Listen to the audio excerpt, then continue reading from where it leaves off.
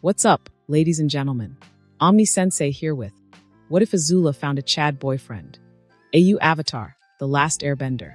Part 9. If you enjoy this type of content, please gracefully strike the like button. Subscribe to the channel if you haven't already done so. Remember to check out the original story linked in the description. Without further ado, let's get into the legend of the man who tamed AZULA.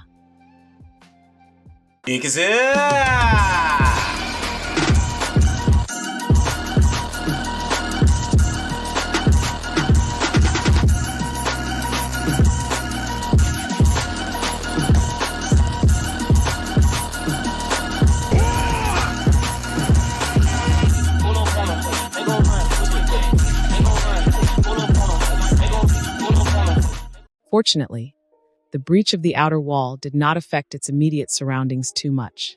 The bursts of lava from either side of it created a large area of blackened, vitrified earth, particularly striking in the farmlands on Boss Sing Se's side of the wall. From what Toph picked up, the death toll was surprisingly light, as even as farmers and soldiers rushed to search for survivors, it didn't seem like there'd be more than 100 lost souls. Toph wondered what her friends saw with their eyes. It was an interesting thing, to be able to feel the shockwaves from the wall. Her tremor sense usually went out some distance, but whatever Xing did carried the seismic image of the destruction all the way over to the earthbender with a clarity that almost made it look like it was happening right next to her. She felt the solid wall turn into something like mud, and it took the gang's shocked description to realize that Xing had melted rock and dirt down to a jelly-like consistency, and eventually breaking it down to a liquid state. Toph couldn't see the results of what happened after that until after the molten rock began to cool down and solidify. Her senses couldn't build a clear picture when it came to vibrations through liquids. The displacement of so much earth had scarred the land in a way that Toph never knew possible. Her earth bending could raise hills, but Xing just melted down an equivalent to a mountain, coupled with his incredibly immediate victory over Aang. Toph was not ashamed to admit that she did not look forward to facing the scorpion anytime soon. He just moved a little, and Twinkle Toes of all people couldn't dodge the attack, and wound up on the ground, almost roasted to death. Katara might make a fight out of it, but unless the Sugar Queen could waterbend lakes, she'd likely end up getting boiled or something. Who knows how the scorpion dragon actually firebended, but at the moment, the gang stood no chance against him on a direct encounter. It was a good thing then that Xing didn't see them as enemies. "I'm glad you've all decided to stick to your side of the deal," he said with surprising honesty. He actually expected Aang to break his word. Well, that was admittedly understandable with how they were operating. But still, of course, he found them soon after the walls fell. Even Toph had been frozen from shock at the sudden rumbling roars of the walls being breached. Xing had dropped out of the sky a few dozen minutes after that, looking utterly unperturbed and confident. The latter had been true, while Toph eventually picked out that the former was slightly forced. Xing was good at hiding his weakness, it seems. Then again, he was supposed to be a master of deception. He'd greeted the wary quartet and their escorts, and surprised everyone further by suggesting Katara help the soldiers on the wall that everyone had assumed had been melted or blasted to oblivion. For a monster that made Earth Kingdom soldiers loosen their bladders, Colonel Xing seemed a far more polite and considerate villain than what Toph had expected. They returned to the breached walls, and while Katara immediately went over to heal the toasted defenders, Toph tried to further study the damage to the wall, and Sokka was in charge of looking after Aang. "Why are you doing this?" Toph had heard the Avatar demand from the Scorpion. "Why destroy the walls if you say you're trying to fix Boss Sing Se?" She could feel the mild annoyance in Xing just a stone's throw away from her. "I'm not trying to fix Boss Sing Se. I'm righting a wrong. Those are two different things." His feet shifted to turn squarely onto Aang. "I suggest you withhold your judgment of me and this city until after I'm done with it." Unfortunately, Aang was still coming to terms with his recent loss. "Don't make yourself sound like you're here to save anyone." Xing shrugged too casually. "I'll admit that I'm not. That was a lie. This city-state makes for a great prize, and I could use a career change. You'll be stopped. There are more defenders ready to turn you back. You can't fight all of them." Again, the Scorpion shrugged. "Maybe. Probably. The whole of Boss Sing Se's defenders might be arrayed against me later on the inner wall." Why did he sound so pleased with that? Xing easily tolerated Aang's confrontational encounters for the rest of the day, using Appa to keep the Airbender from crossing the line. When news spread of other Earth Kingdom armies approaching, Xing literally blasted off. Toph felt the distant explosion beyond the walls before everyone else heard it. From the way people around her were gasping, it must have been a great show of sorts. He returned shortly after, still putting on a strong facade, though he was definitely betraying some signs of exhaustion now. "Unfortunately, I can only keep so many prisoners in line," he said breezily, but added after Aang and Katara were about to rage at him, "Don't worry, I just encouraged them to flee. I made sure the new hole in the wall was well clear of the conveniently clumped-up formations. Could they take him now?" Toph wondered. If she and her friends and every healed soldier suddenly turned on him now, could they win? The consequences of Xing surviving the attack would be dire, though, so it had to be a sure thing. And Toph knew enough about reputations to know that it wouldn't do them any favors in the future. She discarded the idea for now. They weren't in desperate enough straits yet. Plus, Xing was a little tense, which likely meant that he was expecting to defend himself. He rested below the compromised walls for the night. The tank he drove through a breach totally hid his presence from Toph's seismic sense, which was annoying, but at least she could track its movements more clearly due to the greater vibrations it made. The tank remained parked until late morning, when new vibrations heralded the arrival of a Fire Nation force. The 11th had arrived to secure the breach. Xing left shortly after that, leaving an annoyingly cheery request for Aang and the generals to follow after him once they were ready. Curiously, very curiously, Xing wasn't heading straight for the inner wall. When news came of a lone Fire Nation commander declaring to capture the city by himself, everyone within the Dai Li had expected it to be a bluff, a feint of sorts. They double-checked the refugees within the city for potential infiltrators, kept an eye on merchants who might have been compromised, and ran extra patrols throughout the city. Because surely a mere colonel, no matter how feared, could take down the outer wall, never mind capture Ba Sing Se by himself? And then Long Feng felt the earthquake and ran out to the palace to see a plume of dirty smoke rising from the horizon. And then the panicked reports came flooding in. The Scorpion had dueled the Avatar the day before and won. The Avatar was incapacitated as a result. The Scorpion made it to the wall in the morning and somehow melted his way through the walls. Twice, Generals Fong, Sung and Yu had surrendered, and all other defenders were avoiding the ruined section of the outer wall. The wall was breached again, and General Somsak's army was forced to withdraw. It all read less like an invasion and more of a natural disaster sweeping through the region. Long Feng was only glad that the curiosity of the gullible king was easily sated to keep him away from the windows and balconies. Things were hard to deal with as is. Morale among the remaining wall defenders had plummeted, and the citizenry were on the verge of panicking. The Grand Secretariat had no choice but to draw on the full strength of the Dai Li to reinforce the inner wall and pacify Ba Sing Se's population. There was no point of investing in schemes and operations if the city fell, after all. The Scorpion was notorious for the destruction he left in his wake. General Yu and some others might say he holds a twisted sense of honor, that Ba Sing Se's populace would be left alone. But Long Feng didn't dare delude himself. If the city fell, who knows who might blab about the Dai Li's reach, and being inextricably tied to the throne. The Scorpion would surely not leave Long Feng and his organization in peace if he was truly here to capture the impenetrable city. Not unless he was given a reason to. Displays had to be made. First, to prove the Dai Li's potency as a fighting force to either turn away the Scorpion or resist him long enough to be a noteworthy foe. If they could tie him down for long enough for reinforcements to finally come and chase him away, it would be ideal. However, failing that, hopefully they could prove that they are more trouble than they're worth fighting. It would allow Long Feng to open negotiations with the Scorpion. Surrendering the Dai Li along with the city should allow them to maintain their grip over the city. He was still just a boy, after all, and a military brat at that. So he'd need capable administrators to keep the city running. He'd need the Dai Li to serve him. It shouldn't take too much effort to manipulate a battle-hungry psychopath like the Scorpion into delegating everything over to Long Feng and his peers. He could even win over the conquered populace by saying the surrender was for their sake. If he played his cards right, there might not even be much of a change in Ba Sing Se's everyday life. There were no objections to the overall plan. Some voiced their concerns, but no tangible solutions were offered. So with little time to waste, Long Feng used the Earth King's seal to order most of the royal guard to join the Dai Li at the inner wall. Their earthbending would greatly help bolster the defenses, or if the worst comes to pass, the paltry garrison left in the palace would make the defection to the Fire Nation a lot smoother.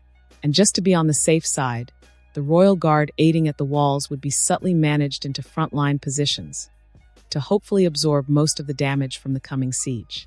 It was a win-win situation. If the defenses held, it'd open up positions for guards who were loyal to the Dai Li otherwise. The culling would leave control of the palace wholly to the Dai Li, which would secure their place when negotiating with the Scorpion. With King K distracted by some expendable Judees, the palace was emptied out. So too were the hidden dens to monitor the population and Lake Laogai's underground complex. They could not risk holding back now, not when the Scorpion has already proven capable of tearing down the outer wall 3 times in a day. Long Feng and his inner circle deliberated with the garrison commanders on how best to utilize their significant manpower over the theoretical hidden weapons the Scorpion might bring to bear. But then the scouts in the agrarian zone brought back troubling news. The first was of Fire Nation reinforcements arriving to exploit the breach, proving the wisdom of strengthening the defenses of the inner wall and giving Long Feng reason to hurriedly conscript every able-bodied earthbender and adult man to defend his city. However, it was the arrival of the second piece of news that troubled the Grand Secretariat deeply. The Scorpion was not headed towards the inner wall. He detoured straight for Lake Laogai. Sokka had to admit for how much he really did not like Xing right now. He was really curious as to what the guy wanted to unveil. What was done to Aang was brutal, but Sokka and Toph agreed with the generals that the Scorpion Dragon was being nice. If the wall was any indication, Aang could have been melted down to nothing instead. Aang knew this as well, and it dealt a real blow to the young airbender's confidence, leaving him noticeably more withdrawn. Toph and Katara agreed that they just needed to get this whole affair with Xing dealt with so they could move on and build the Avatar back up again. But Sokka was skeptical. They might be dealing with Xing more frequently in the future. He was the one who hinted at being able to refer a firebending master to Aang, after all. Oh boy, what if Xing was the firebending master? He'd be insufferable. And who knows how much of a mess it'd leave when Katara inevitably blew her top at having to deal with the Scorpion on a daily basis. At that point, it'd be better to get Zuko as a teacher. Spirits, having Zhao even sounds like a preferable option. At least then the gang could believably beat down the mentors if they decided to be pricks. Shaking that intrusive thought out of his head once more, Sokka corrected the ostrich horses pulling the carriage with a quick flick of the reins. The carriage realigned a bit to center on the speck that was Xing's tank far ahead, keeping in the churned soil left in the tank's wake. All around him, the farmlands were devoid of people, probably evacuated back to the city. Some livestock could be seen, but most were chased away by the noise of Xing's vehicle. The generals, while cleared of blisters and redness, were still in no condition to walk just yet, so Katara was still tending to them back in the carriage. Once they were well enough, they can swap carriages when they next stopped for a break, and the next batch of wounded could join them. Sokka preferred that arrangement than having his sister hop between the other carriages following after them. Aang in the meanwhile was too busy brooding to be a good carriage driver, and Toph was, well, blind. She made for better company than the airbender though, so Sokka let her sit next to him. "What do you think we'll find?" she idly asked. "Beats me, but whatever it is, if it's anything like what happened with Zhao, we might need to rethink going to the Earth King about the Dark Sun." Toph paused for a second to think. So, the Earth King might be trying to do something as stupid as killing the moon? What could Earthbenders possibly try to kill around Ba Sing Se? Well, Xing said that it's not as bad as that. But still, if he's taking the trouble to make a big presentation out of it, I still don't think it's going to be good. Maybe get whatever's in charge of the Earth element to do something really messed up like sink the Fire Islands? Sounds about stupid enough. The convoy closed the distance with Xing as dusk loomed, the tank's detail being visible if you squinted hard enough at it. The Scorpion showed no signs of getting out to camp for the night, not even a trail of smoke to betray a fire. He seemed content to just stay in his tank. The convoy, though, were not as reserved, and used the evening to set up a simple camp for the night. The generals by then were able to at least limp around to give orders to their captains and lieutenants, though none so much as hinted at trying to ambush Xing once night came.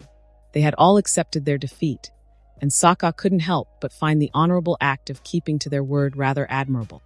Or maybe Xing just scared everyone so much that they didn't dare betray him. Yeah, it's probably that.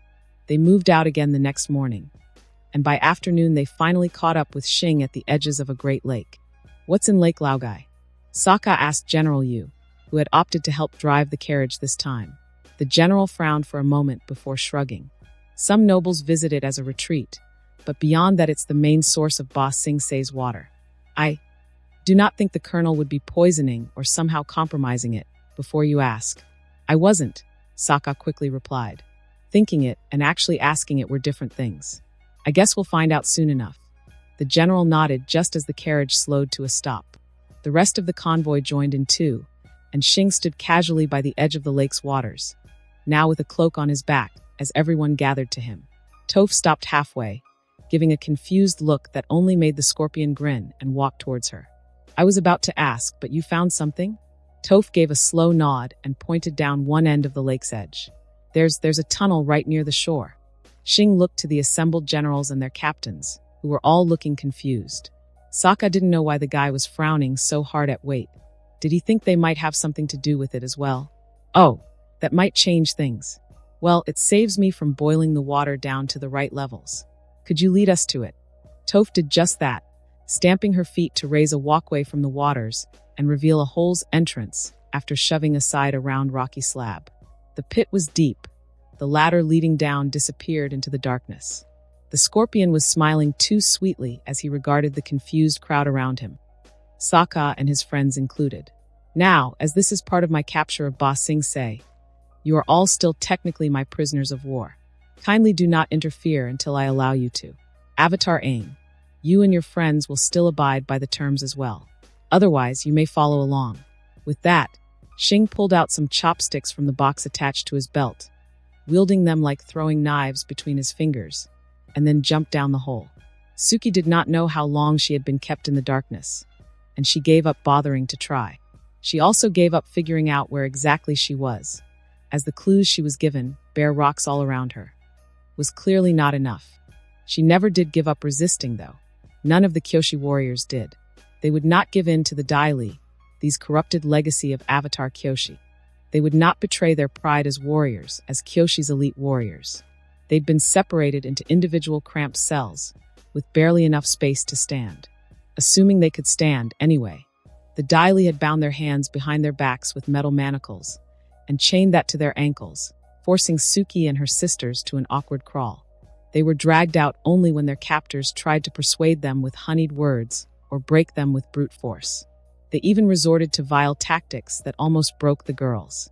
Suki hated that she couldn't bury the feeling of her captor's rough hand against her bare skin, as she was groped before her fellow warriors.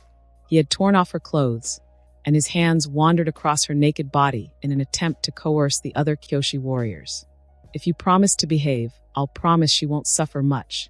Don't do it, dash." Suki had cried out before she was gagged with the remains of her clothing. Her burning gaze delivered the rest of the message well enough, though. And despite the slapping, despite the man's dirty fingers feeling about, the girls stared helplessly rather than give in. He made the mistake of loosening the chain binding her ankles to her wrists, and Suki felt immense satisfaction in driving her knee right up between his legs, even if it resulted in her losing a few teeth, as the other guards proceeded to beat her almost into unconsciousness. Thankfully, her show of defiance made them wary of furthering that approach, and the Dai Li torturers turned to more brutal, but much more preferable methods. Suki and her warriors screamed and cried openly, but they did not give in when their nails were pulled and their fingers and toes were crushed. They did not give in when the meager food stopped being delivered, and they were left in the growing puddle of shit and piss in their cells. At least the filth stopped their captors from coming in to molest them any further. They would not falter. Suki promised herself that she would rather starve to death, or let her captors to further defile her body, than to ruin what's left of Avatar Kyoshi's legacy. Strangely, she found added resolve in her dreams that were once nightmares. Suki found strange relief and reassurance when sleep brought her to meet Xing, who still held her neck with his pincer, but also was standing over a pile of brutalized Dai Li torturers. In some dreams, the head captor was slowly crushed by the other pincer, or stabbed to pulp by the scorpion's tail. In others, Xing would be torching the Dai Li around him with his free hand as he pulled Suki protectively towards him. She could even imagine the smell of burnt meat in those dreams. It was an unlikely source of hope, but Suki held on to it nonetheless. Hopefully, the spirits that supposedly guided him would lead him down here. He said he had a plan for the Kyoshi warriors, after all. It'd be nice to have Xing come to save them. To save her.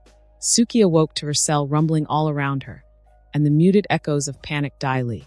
Despite the painful pang of ever-growing hunger, her spirits rose as she heard the unmistakable sound of agony and the roar of fire. Straining her neck up to the cell's sole source of light, Suki managed to smile as she saw the sinister green illumination flash hot white. He's here. Each roar of flame became closer, and Suki realized that each also drowned out a secondary explosion. She realized what exactly caused it when the edges of her metal cell door glowed, and the door was promptly flung upward with such force that it buried itself into the top of the back wall of the cell. Wreathed in flames, the silhouette of Xing made Suki spend the last of her body's remaining water, bursting into tears. "You've come," she managed to rasp out between sobs. He was frowning with heavy disapproval as he strode into the filthy cell to kneel before her. A flash of fire freed Suki's arms and legs. "Can you walk?" Hearing his concerned voice only made her sob harder. "Are the others here?" At least she managed to nod at that. "I'll have someone come to help you soon. I'll free your warriors." She wanted to tell him to stay to protect her, but he rose and left too quickly, sending a sliver of metal in his hands flying out with a blast of fire and causing another satisfying scream of pain. Another silhouette replaced him as he left, another familiar sight, but far less reassuring. Suki almost flailed in panic as the stone wall beneath her moved, but Sokka calmed her down enough, promising that it's his friend Earthbending. She was brought out on a wave of earth, finding her other sisters in similar appalling states as herself, and they were now surrounded by Earth Kingdom soldiers and the Avatar and his friends. "Don't worry, they're with us," Katara said. Suki rasped on behalf of her sisters, who were all eyeing the armored men with suspicion. "Xing." Katara winced, but otherwise nodded. "Yeah, Xing brought them here." Suki nodded and let herself collapse with a sigh of relief. These soldiers and the Avatar were with Xing. They could be trusted then. Things will be all right now. Xing was here.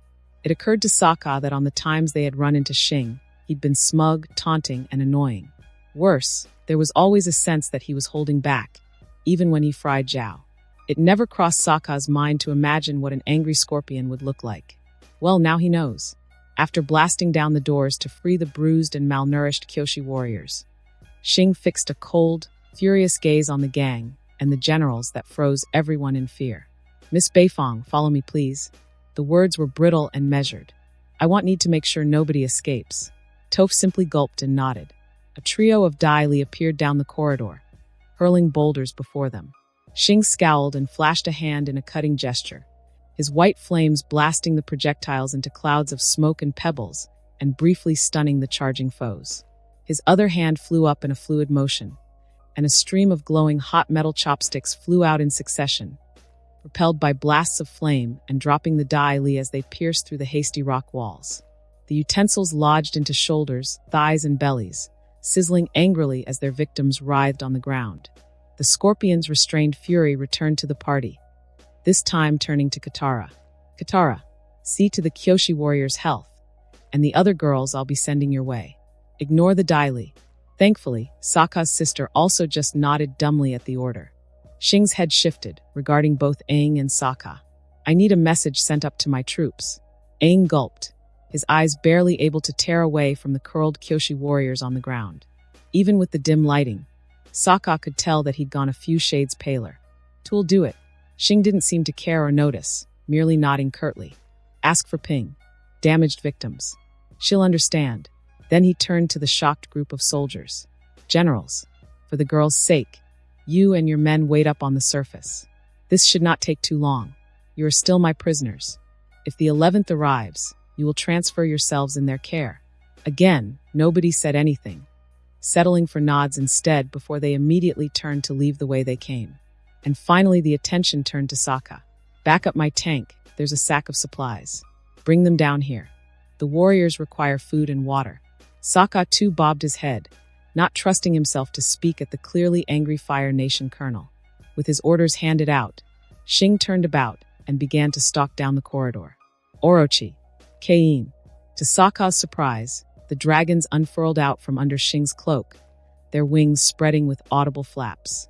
A significant part of Sokka wondered how the guy managed to hide 2 dragons, even when he saw that the cloak looked so much thinner and deflated now. The 2 dragons were larger than when Sokka had last met them, maybe the length of a smallish hound by now.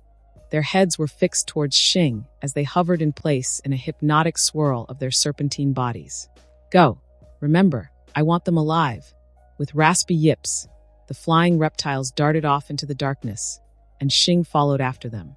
Sokka remembered his duty, and after sharing a look with his friends, turned to follow Aang and the soldiers back up to the surface, just as the screams really started filling the narrow corridors. Toph was not exactly afraid for her life, but she was openly apprehensive about being alone with Xing. She wasn't worried about being picked off by the Dai Li, but she didn't exactly trust the Scorpion right now. He was angry, very angry, and if the Fire Nation had any stereotype, it was that they made poor decisions when they were angry. Poor decisions like maybe deciding to say screw it and flood the whole underground dungeon with fire. Also, Toph was spooked by the creatures Xing had summoned. She'd thought he had been carrying a strange-looking backpack, but it turned out to be 2 winged things that were invisible to the earthbender right up until they landed on some poor Dai Li, and the tremors from the ensuing struggle gave her a clearer picture of the dragons. Aang and the siblings did mention the dragons at one point, but Toph had been skeptical back then. Her doubts flew out the window now, as her senses picked up the screams of panicked men fleeing or shooting rocks into the sky, only to be tackled down as the dragons swooped down on them talons first. There was a definite sense of predatory glee in their movements. They almost always tackled their prey from the back, and their attack patterns didn't vary much. Talons would bite deep into the backs of the Dai Li victims and tear away at flesh with a few harsh yanks to ruin shoulders and hips, effectively crippling them. Occasionally, their maws would clamp down to crunch on wrists and elbows, or the claws would rake down to gouge out chunks from the men's thighs. And then they leapt off, and Toph had to strain her ears to try picking their wing flaps amidst the screams and flames. It was mostly screams, though. Toph was glad she was blind to the full, bloody experience. Xing was holding back his fire, mostly content with hurling chopsticks at his targets with ruthless precision. He did wield his invisible flames, though, and Toph picked up the vibrations he left that showed him yanking back a curled hand, or sending an arm sweeping contemptuously sideways. In either case, either a lone victim or a group of Dai Li would promptly fall to the ground screaming as their skin were seared. Xing or his dragons would then cause the screams to spike as they broke arms and legs before moving on. One Dai Li saw what had happened to his colleagues as he appeared from around the corner, and quickly bended a cavity in the tunnel's walls to slip inside and hide from Xing's flame. The Scorpion didn't hesitate to thrust his hand out at the protective bubble of rock to instantly heat it up.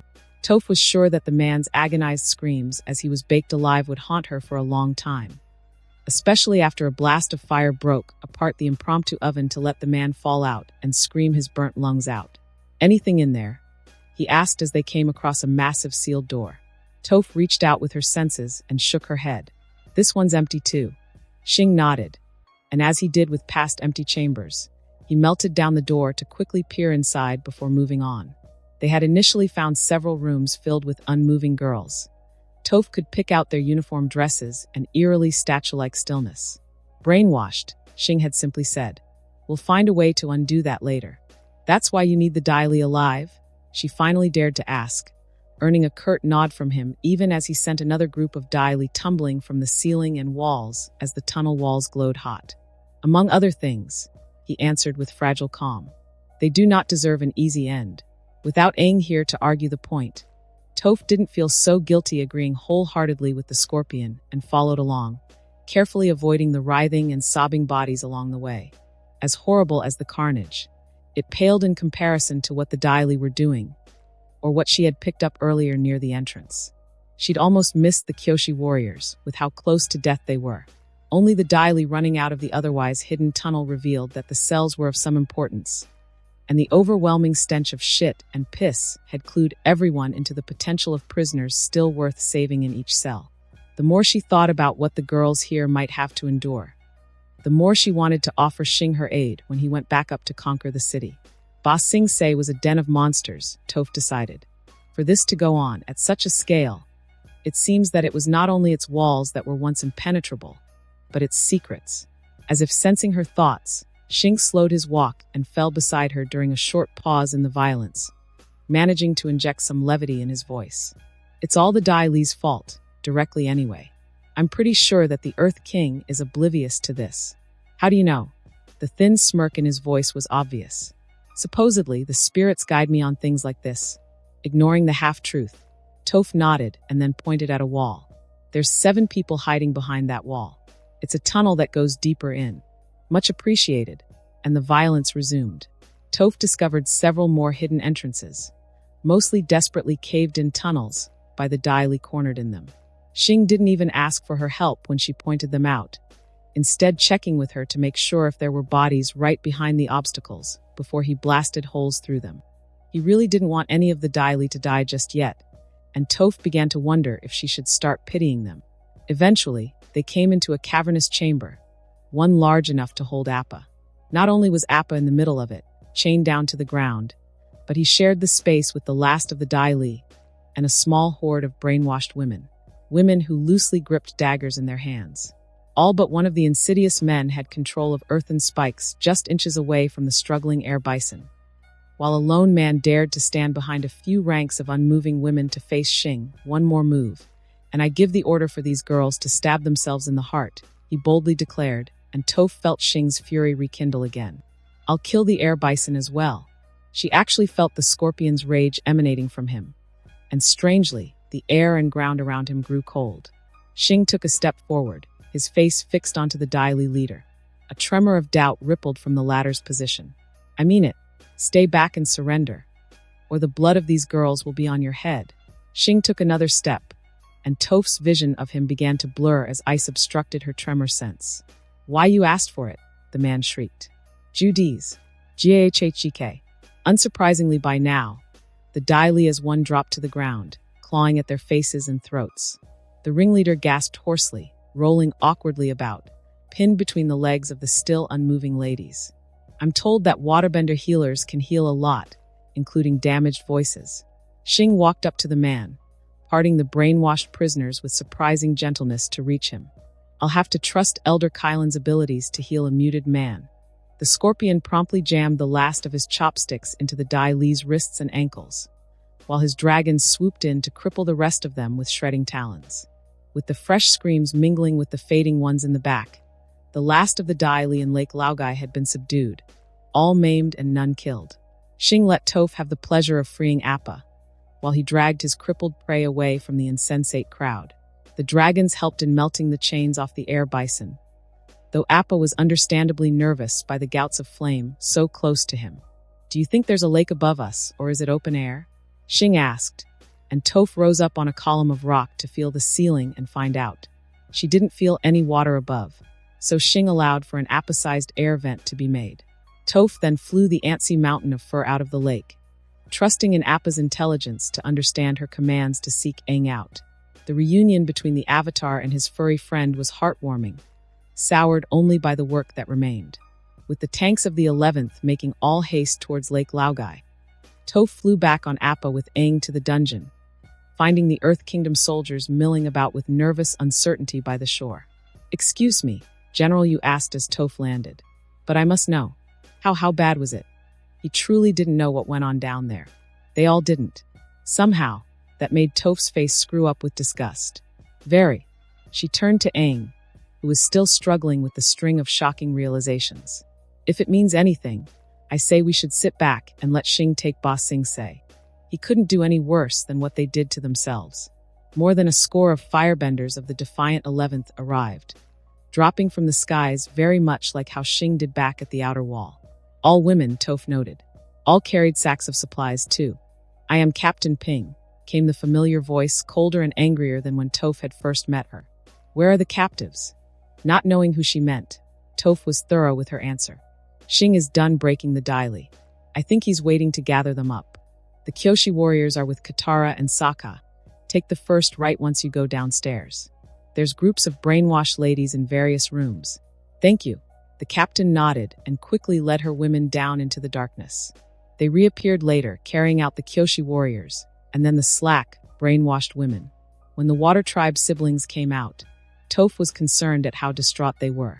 Katara was practically shambling along, while her brother was keeping a wide berth from the Kyoshi warriors, likely out of guilt.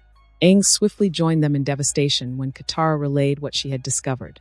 Suki found Appa in the Fire Nation colonies. She and her Kyoshi warriors freed him and flew along with Appa to protect him as they searched for us. And then, with the way he was swaying, Aang looked like he was about to faint. There they were. Be because of me. Sokka tried to pull the Avatar out of the pity party before it could begin. No, Aang. The Dai Li captured and tortured them. Not you. But surprisingly, Katara stepped in before Toph could. He's right, Aang. The Dai Li are responsible for this. For all of this. They captured Appa and the Kyoshi warriors, and brainwashed their own people, Toph helpfully pointed out, drawing a reaction from General Yu and his men. According to Xing, the Earth King doesn't know about this. That elicited a greater response from the captive soldiers around her. And once more disgust crept into Toph at the fact that such a horrible thing could have passed under all these men's noses. For a supposedly great city, its people seemed rather unimpressive. The rest of the 11th arrived not too long after, and the gang were surprised to see Water Tribe members disembark from the tanks. An old woman led them, though her voice was far sterner than the supposed frailty of her body. Clear some space, you twits. I want the water barrels here and here. Yukai, Kina, heat up the cabbage soup. The rest of you, triage. You know how it's done. The old waterbender fixed her eyes on Katara and dragged her along with her commanding tone. And you're a healer. Why, yes. Good. You're with me. Come along. These girls need further attention. Some of the gloom and despair lifted as the waterbenders tended over the Kyoshi warriors. The brainwashed captives remained unresponsive as they were brought up, and the Fire Nation soldiers generally ignored them. Not so the Ba Sing Se ones, though. Hey, Bader, isn't that Shirik's sister? Lien, it's your brother. Thought you were dead, Hori. Why don't you answer me? Some of the men recognized the women and were shaking them by the shoulders, embracing them tightly, or simply bawling in front of them to no results. It was a pitiful sight, and the Fire Nation troops were courteous enough to only intervene when it looked the more hysterical men might harm themselves of the literally doll-like prisoners. Amidst all of that, a few soldiers of the 11th met with Xing, who had climbed out just minutes ago with his cloak all heavy again. The news they reported out loud sent a ripple of nervousness among the captive outer wall soldiers. The defenders at the inner wall have sallied out and are headed for us in force. Good. Saves me some time. Long Feng knew he was too late when he saw the massed congregation of the enemy at the shores of the lake. They were probably in the midst of clearing out the complex by now, and they had some prisoners from the outer wall with them, probably to use as propaganda pieces. No matter. The Dai Li with him knew what was at stake. The royal guard that led the way, as meat shields, were too blindly obedient to orders, and the rest of the soldiers and conscripts were kept far enough back to not catch all the important details. It shouldn't be too hard to pass off the Fire Nation prisoners as traitorous turncoats, or an attempt by the enemy to disguise themselves using salvaged uniforms. To the citizens of Ba Sing Se, it had looked like the palace guards were bravely leading the vanguard to break the enemy formation. In truth, Long Feng had seized the opportunity to quickly cull the royal guard and grind enough of the enemy down with attrition before the rest of the sallying defenders came in to witness the Dai Li avenging their fallen comrades and claim a heroic victory. After that, controlling the narrative would be easy. The Ju-Dis under Lake Laogai would serve as fitting casualties to further rile up the city folk and throw their support behind Long Feng. If he was lucky, they'd find a few surviving girls to be programmed into pliable living martyrs. With their words, they might even help win back the reluctant aid of the neglectful southern vassals, though that'd take some extra planning. Long Feng's musings, as well as the march of the whole formation, came to an abrupt halt as streaks of smoke shot up from the distance and arced towards them. Incredibly, several hundred firebenders dove down from the skies, roaring bloody violence. Stuck in marching formation, the combined Dai Li and Royal Guard formation didn't have enough time to space themselves out, and in such cramped conditions few could utilize their earthbending and pole weapons effectively as the firebenders landed among them. Chaos rippled out, and bursts of fire soon punctuated the screams of Dai Li and Royal Guard alike. Long Feng immediately bended up a wall of earth to shield himself, uncaring that he flung 4 royal guards off their feet as a result. The wall lasted all of 2 fireball impacts, and then the Grand Secretariat was forced to rely on his rock gloves to block descending daggers. A hasty kick pushed his attacker back, and the following backhand with the rock gloves rang against the opponent's helmet to send her sprawling to the ground. It also bought him enough time to realize that he had to get out of here. Long Feng stood straighter to look behind him, finding the rest of the sallying force rushing in to aid the beleaguered vanguard.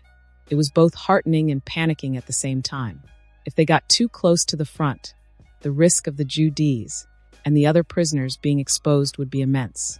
Yet, it was clear that the Scorpions' elite force was slowly, but surely breaking the morale of the Dai Li and Royal Guard despite being heavily outnumbered. A loud boom sounded, and Long Feng saw a cloud of dust kick up as another figure landed just behind the fighting. A young Fire Nation soldier, full of wrath and the promise of a painful demise, marched out, hands aflame with blinding white fire. The Scorpion Dragon turned and made his presence clear with a ludicrously massive torrent of flame towards the arriving reinforcements, sending them stumbling to a frightened halt. It even caught the attention of those in the vanguard not stuck in combat like Long Feng. Defenders of Ba Sing Se, the Scorpion roared at the stunned conscripts and garrison troops. My fight is not with you today, but the Dai Li. Oh no. Long Feng's eyes went wide, immediately realizing what the monster was about to do. They've kidnapped the Avatar's animal companion. As if to punctuate the point, the air bison dropped right beside the Scorpion, and there was no mistaking the presence of the Avatar standing atop it, wielding spinning orbs of water and earth in either hand. It's true, the Dai Li captured Appa, and Chief Colonel Xing helped me free him. Long Feng despaired as he saw the confusion spreading through the listeners. Even some of the usually dense Royal Guard nearby were lowering their weapons in doubt. Before he could urge them to keep fighting, Long Feng found himself being yanked back as armored hands grabbed him. He screamed as blinding pain stabbed into his head, following after the loud snaps of his arms and legs being broken. Despite the agony, the Scorpion's voice continued to ring in his ears. Not only that, the Dai Li that are supposed to protect you have been imprisoning your womenfolk. The Avatar has witnessed it, and can attest to my words. Your own generals that I've taken prisoner can attest to it. It was not supposed to be like this.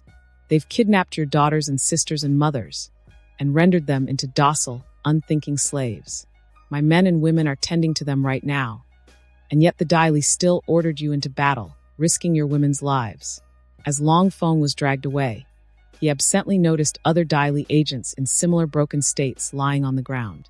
There were more Fire Nation soldiers running around now, either dragging down or hurting stubborn combatants.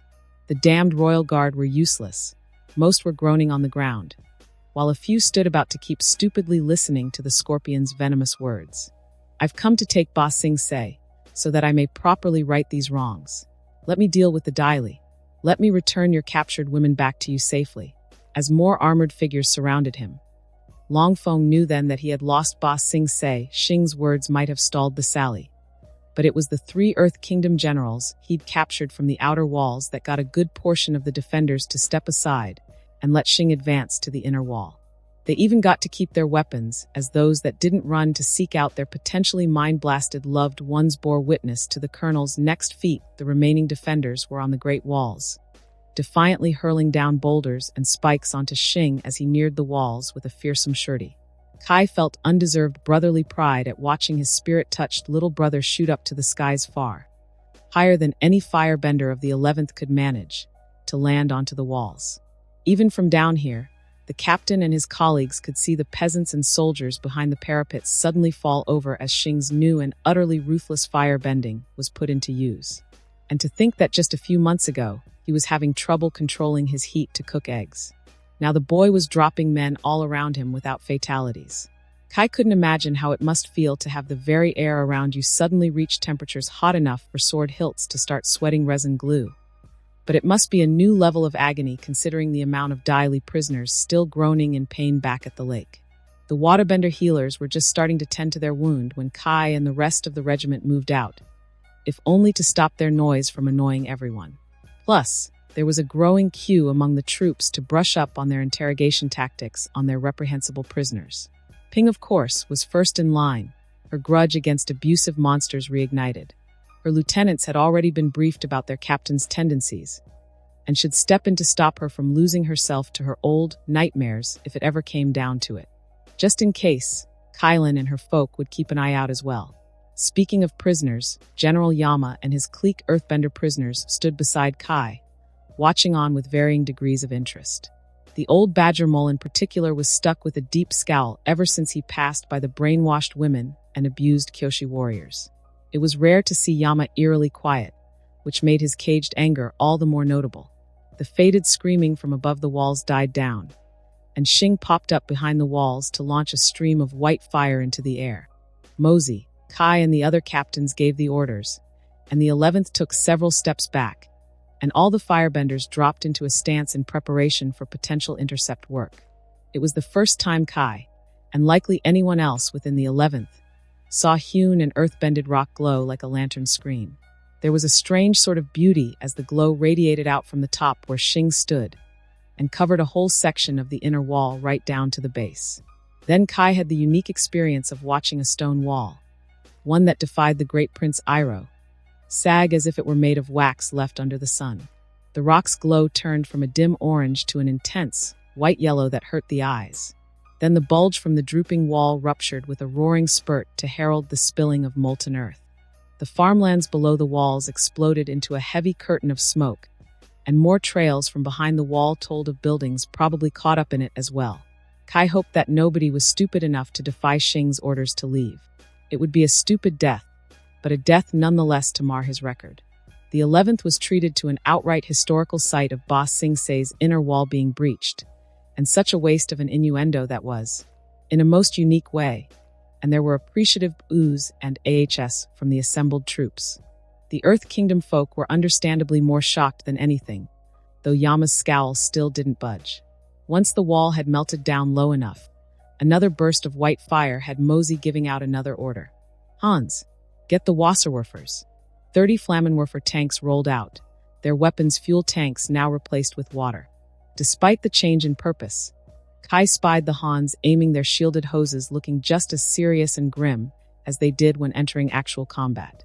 Some truly courageous wall defenders attempted to hurl rocks down to stop the advance, but Xing was seen quickly flying over to put down such resistance before they could truly flare up.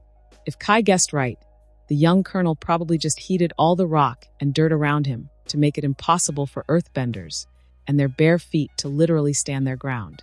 Well, better half-boiled feet than outright death. The captain had an inkling of what his little brother had planned, and while he didn't take his studies in court politics so seriously, Kai grasped enough of Xing's moves to appreciate the boldness of trying to win over an enemy city with minimal casualties. It was a good thing Kai already had his marriage officially acknowledged.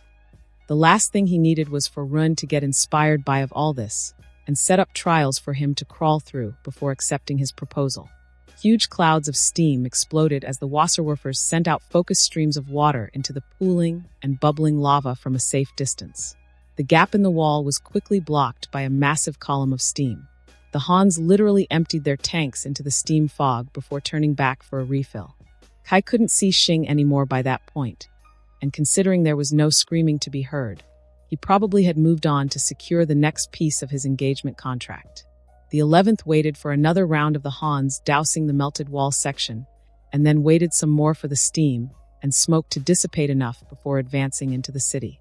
They pointedly kept their eyes forwards and to their flanks, pointedly ignoring looking up to the skies to not see the Avatar and his companions flying over their heads. Neither Xing nor the 11th received specific orders regarding the capture of the Avatar after all, and the regiment had far more important things to do like bounty hunting. Kai liked to think of it as charity to the more desperate, who needed their one big break. Let them have a nigh insurmountable crack at capturing the Avatar. With the same lackadaisical attitude, the regiment didn't care too much when their longest-serving prisoner broke away from them and followed after their colonel. "He's down there," Sokka called out, pointing down at the wide road for Aang to see. The airbender gave a stony nod and urged Appa on towards the palace. Xing had asked to meet them at the palace gates, but the gang had all quietly agreed to shadow his moves instead. Aang was worried that there might be other nasty secrets that the scorpion might reveal en route. Katara still didn't trust the guy.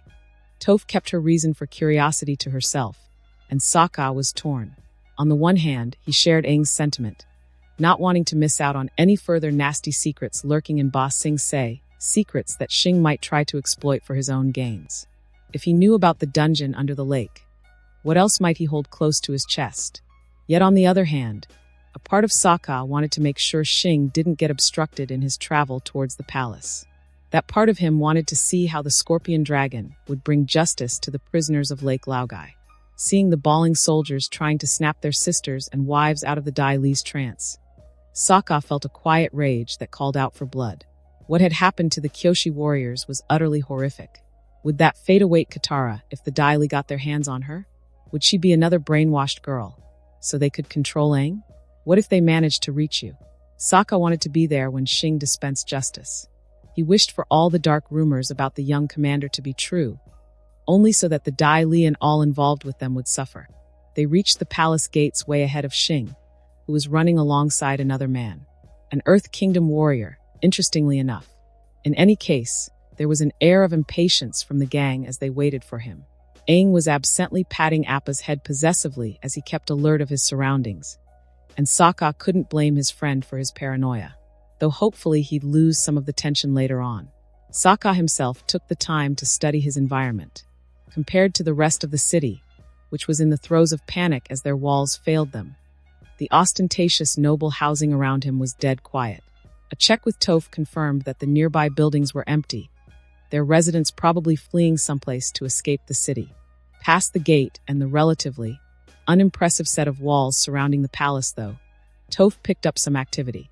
There's a group of soldiers near the gate, but there's also some people in robes and dresses further back beyond them. Wonder what they're up to? Katara asked, trying to get Aang's involvement. Whatever it is, I hope Xing gets here quickly. It didn't work too well, unfortunately. Aang really looked like a kid with a tantrum when he was in a sulky, simmering mood. Xing arrived minutes later, and with him was an old earthbender who looked too angry to be hunched over with age. Thank you for not heading on first, he greeted with a nod. Most of his fury from earlier now faded away. Why do you want us here? Toph asked immediately. Well, to get straight to it, I'd ask you to help spare the Earth King from his fate. The quartet of teens immediately made their surprise known. What? Why? Aang asked. I thought you'd want to murder him for what he did. Anger flickered in Xing's eyes, but he managed a casual shrug. He probably didn't know about what went on under the lake. Not that it absolves him of all blame, but Xing glanced at the scowling earthbender beside him. Killing him does not suit our purposes. He'd be a martyr, and that'd push his supporters to join those of the Dai Lis, which might make them tolerate the atrocities committed under Lake Laogai. I still say you're too soft, the old earthbender grumbled. So you want us to save him? Katara asked with a frown. Just so you can have an easier time taking over the city? I'd rather you ask him for the truth of his involvement with the Dai Li. If he proves, well, not innocent, but truly oblivious to what they did, then I'd ask that you help him escape before I get my hands on him and throw him to the crowd. If he knows of the atrocities, you can deal with him yourself, or leave him for me, or both. And what's he here for? Toph asked, pointing at the surly warrior beside Xing. I got a nephew that really needs some harsh, bone-breaking lessons. The Fu dash dot. Thankfully, Xing cut in before the tirade could really start. I'd like to ask that you bring General Yama with you. He has a much-delayed family reunion. Appa flew past the measly palace walls, raising a choir of startled guards and courtiers. Sokka saw some people's eyes go wide at recognizing the Avatar's arrival, while others went wider when they saw General Yama. For all his sour-facedness, the old man went pale and clammed up the moment Appa took to the skies. The palace guards tried to intercept them, but a still pissed-off Aang was not having any of it. Powerful gusts of wind knocked any opposition off their feet and sent them flying, and another mighty gale rolled the prone figures far enough away for the riders to slip off Appa's back. Allow me, Yama muttered as he walked to the massive doors, looking up and down the portal with surprising hate. Stupid brat should have just burned this whole place down. The old general stomped his feet, and a spike of dirt and pavement shot up like a wedge to force the door open. For some reason, breaking through the doors further soured the man's mood.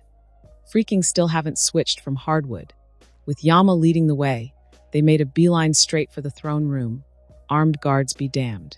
Not even Katara was too reluctant to sweep the guard aside with some roughness. And Aang was just venting at this point with each blast of air. It was weird to see Toph being the calm, measured one for once. But then again, she was probably studying how General Yama was earthbending. The old man wasn't as powerful as Toph, but even Sokka could see the skill in which he wielded his earthbending. Instead of just hurling boulders, Yama compressed them into dense rocks that cracked metal and bones as it flew. His earth spikes were smaller, yet no less deadly than any other earthbender Sokka has seen, while his movements were quicker and less stompy. It didn't take too many hallways before they finally broke through to their goal.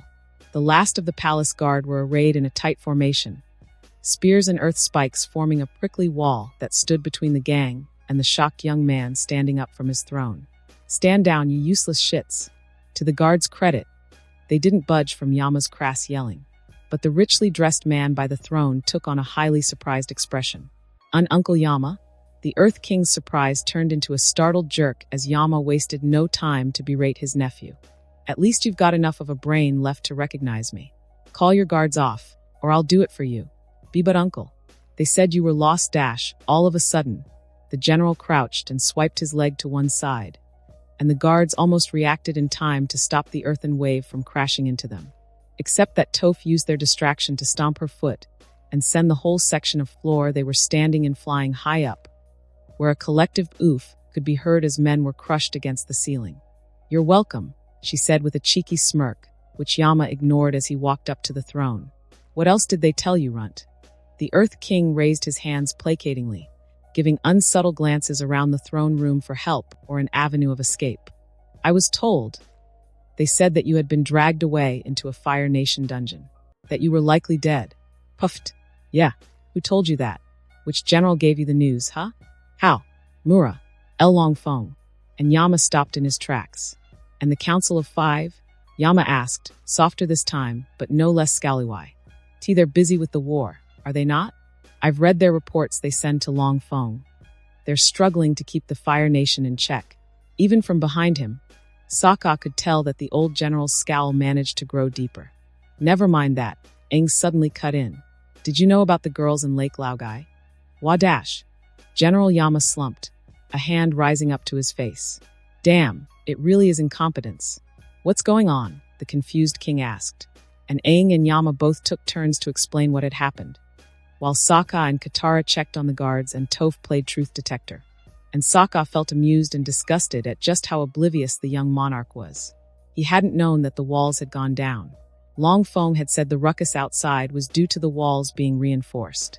He looked genuinely appalled, and Toph confirmed it, at hearing of what was discovered in Lake Laogai. He'd not heard anything about it at all. He looked even more shocked when they told him that the city was practically lost at this point, that the Scorpion Dragon, which Longfeng had assured him was a myth used to scare soldiers into doing their jobs, was making his way to the palace. And it shocked the gang too when Yama corrected his nephew's assumption. "I've been a guest of the 11th for a long time now. No, thanks to you." "My what?" "But Uncle Dash don't, but me you dolt. You simply believe that I was kept in some dungeon. But long fei dash, long feng this, long feng that. Is that all you listen to, boy? Ever tried a thing called doubt or thinking for yourself?" The Earth King looked utterly insulted, but considering his company, he did well to try calming his uncle down. "Please, uncle, I didn't know. I am truly sorry." Yama shook his head with a heavy sigh, hands flying up in the air with exasperation. "Of course you didn't know. Freaking didn't know you're the reason why I had to remain with the brat too, I bet." Toph confirmed the king's confusion was genuine, and the general let out a hollow bark of laughter. "Did you simply stamp whatever piece of paper Longfeng gives you? Or did you just give him your royal seal?" Even from a distance, Sokka could feel the wrath and disappointment from Yama's glare. The Earth King, being the direct target of it, was utterly cowed and visibly shrank back. "I was supposed to be freed about 5 years ago," the general elaborated, as much for his nephew as for the rest of the audience. "Cheap ransom too. The smug bastardly die felt I had suffered enough. Then I had the bloody shame of having the brat come and rescue me when my supposed escort turned on me and tried to off me. Yama's eyes were wide as he clearly lived through his memories. Li Dai had the audacity to feel bad for me and let me go at the next outpost we came across. He turned to Aang, as if audience participation suddenly was a thing. Did you know what happened when I got there? The airbender shook his head, and Yama snorted, and he spun about to jab a finger at the king. I found spears pointed at me and a royal decree ordering my corpse's return, with your royal stamp on it. Ouch, Toph commented, and Sokka saw a few recovering guards wince from hearing the tale. I didn't know. Ignoring the Earth King's apology, Yama turned back to poor Aang, his hands emoting rather expressively as he ranted on. It must have been the stupid bastard. I told them he was a useless inbred imbecile. But did anyone listen to me? No, Yama, they said. He's a good king, they said. My sweet, brilliant sister couldn't have been responsible for birthing such a useless shit. The general caught himself before he rambled on, and then snapped a finger at his royal nephew, who looked conflicted at the blatant slander in front of him. Your father sent me to the Bunas because he hated my guts, and I respect that. You didn't even know you signed my death warrant. There was no mistaking the tone of finality from the general, and the Earth King began to really plead for his life. Uncle Yama, please. A loud explosion echoed from beyond the throne room. Xing had arrived. Sokka immediately turned to Aang, Katara, and Toph, exchanging questioning glances with them. Aang frowned for a bit, then gave the panicking Earth King a glare for a second. Then the gang turned their silent looks to Yama, who simply scowled back at them. White flames heralded Xing's arrival. Sokka watched from the safety of Appa's back as the scorpion strode into the throne room, and the guard around him screamed from being bathed in invisible fire. Only Yama stood unaffected somehow. They would have to figure out a way to counter that nonsense. What kind of whale walrus bullshit fire is that? Xing looked up to them with an expressionless face, giving only a nod that Aang replied in kind as Appa began to rise. The Avatar then turned to the Earth King holding tightly onto Appa's fur, and Sokka worried for a second that he'd blow the monarch off the air bison's back. Come on, the faster we head south, the better. The deal was to drop the king in friendly territory, though why Xing would be so merciful still escaped Sokka and his friends. The Earth King was to be allowed to try and rally resistance against the Fire Nation, and Sokka could only wish him good luck in that, because judging from Aang's disapproval, the Avatar would likely not be dealing with the monarch any further after this. Besides, with Xing's agreement, the gang would have to rethink the Day of the Black Sun. Maybe they could spring Bumi out of Omashu to figure something out, and get a second opinion on whether the Scorpion could be trusted to provide Aang with a firebending master. Yama felt much calmer as he watched his useless nephew fly off with the Avatar. He heard Xing walk up beside him despite the cries of agony around him. I'm surprised you let him live, General. Shut it, brat. Yama snapped instinctively, and then sighed. Stupid shit's the last I have of my family, of my sister. Here's to hoping he doesn't waste his second chance at life, then. Yama dismissed the brat's words with a snort, and then turned to the young colonel, the soon-to-be Prince of Ba Sing Se. Thank you, Xing. The boy smiled in return. As I said, don't sweat it. You're still free to join him if you'd like. Maybe help screw his head on straight. Yama snorted again. Yeah, right, and that'd get me what? A year at most before you crush him. If he plays his cards right, I have no reason to go after him. Only if K gave up his claim on the throne. Would that be a good thing, then? I'll pass, brat. Xing had his plans for the dethroned K. Yama knew it. Yet it was a small price to pay for the safety of his last kin. What now, then? Xing turned to the throne and sent a column of blinding fire that turned it into a lump of glowing rock and metal. Well, General Yama, the new position of city advocate is open, requiring someone to tell me off if I start mistreating the city's populace. Do you know any surly, irritable prick for the job? The journey to Ba Sing Se took longer than expected, mostly because of the surprisingly stiff resistance the armies faced in stabilizing a safe corridor to the city. The royal convoy was forced to slow or halt several times due to desperate breakthrough attempts by the various Earth Kingdom states, though according to General Wahu's Grand Battalion served as AZULA's escort. The remaining northern states were on their last legs, having been effectively cut off from the rest of the continent thanks to Ba Sing Se's fall. It was good news indeed, though AZULA would have preferred if they could be a bit more considerate and capitulate faster. Still, the journey wasn't without its amusement.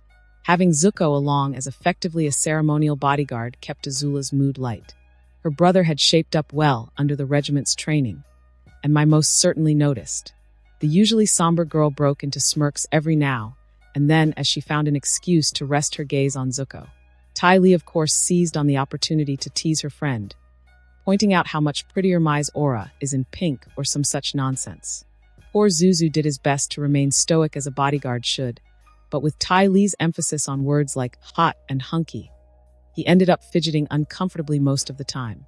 AZULA had to overrule Mai's order for Zuko to stab Ty Lee several times, but the princess had to admit, it was very, very entertaining watching her friend become so animated and pink compared to her normal, unemotive state.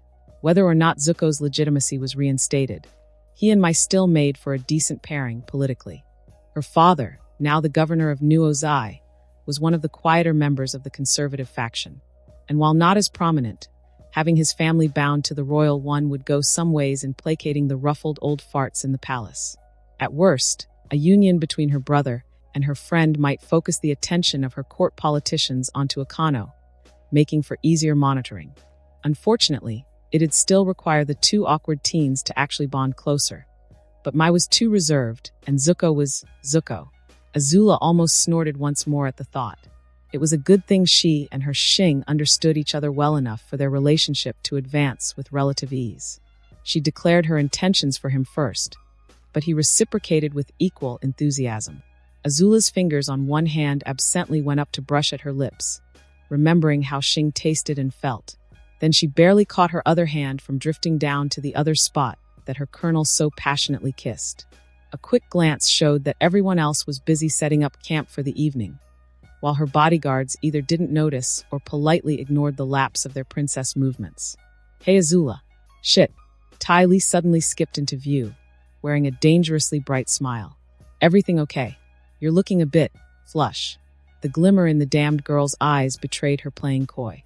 It's nothing, AZULA quickly replied, dropping her hand from her lips. It's just the weather. Ty Lee's head swiveled as a teasing grin blossomed on her face. Are you sure? The princess quickly turned away and found something that could require her attention. Hopefully. Yes. The Earth Kingdom climate is too inconsiderate for my skin. Gah, was that the best she could come up with? Predictably, the teasing voice from Ty Lee became more predatory. Oh, that's a shame. She slipped in front of AZULA, her mischievous grin dominating the princess' vision. I guess we'll have to quickly reach Ba Sing Se so that your Xing could help tend to your skin, eh? AZULA felt a strong urge to burn off Ty Lee's disgustingly suggestive waggling eyebrows right then. Thankfully, the girl knew the limits and withdrew after that, abandoning her teasing for a more casual air. Anyway, I saw Mai asking Zuko to join the other soldiers in their evening drills. Want to go see her ogling your brother? Firstly, Ty Lee, perhaps you should leave them to their own devices and let Zuko do his job. Ah, but they look so cute when their auras both become matching pink. And besides, you want them hitched, right? AZULA quirked an eyebrow at her overly cheery friend. I'm just giving my brother and my friend the chance to mingle that I ruined back when we were younger. The shrug that followed wasn't too forced. If they happen to work together, I won't complain. Ty Lee's head bobbed with fake gravitas. Well, it'll help everyone if they both quickly realize whether they like each other or not, right? Yees. So we should continue poking them along. The more I remind Mai about Zuko's good points, the more she drags him along with her when she storms off. Isn't that just because you're being annoying? Totally unbefitting of her. Ty Lee nodded sagely. It would. But then her aura becomes almost as red as you once the two of them are alone in their tent or out in the woods. And Zuko's just starting to shift from pink to red too. The seriousness was then instantly replaced with a mischievous smirk. There's a betting pool going among your soldiers. Most of them are favoring your brother making the first move. But this way, Mai will eventually get tired of his denseness during their alone time and take the first step. Huh, that's surprisingly devious of you, Ty Lee. I didn't think you had it in you to matchmake like that. Ty Lee preened at the praise. Well, Mai's my friend too, and I don't think your brother's a bad choice. Better him than the potential suitors her father would send her way. AZULA smiled at the reminder that Ty Lee had a noble background, and was glad that she hadn't truly thrown all of her lessons away.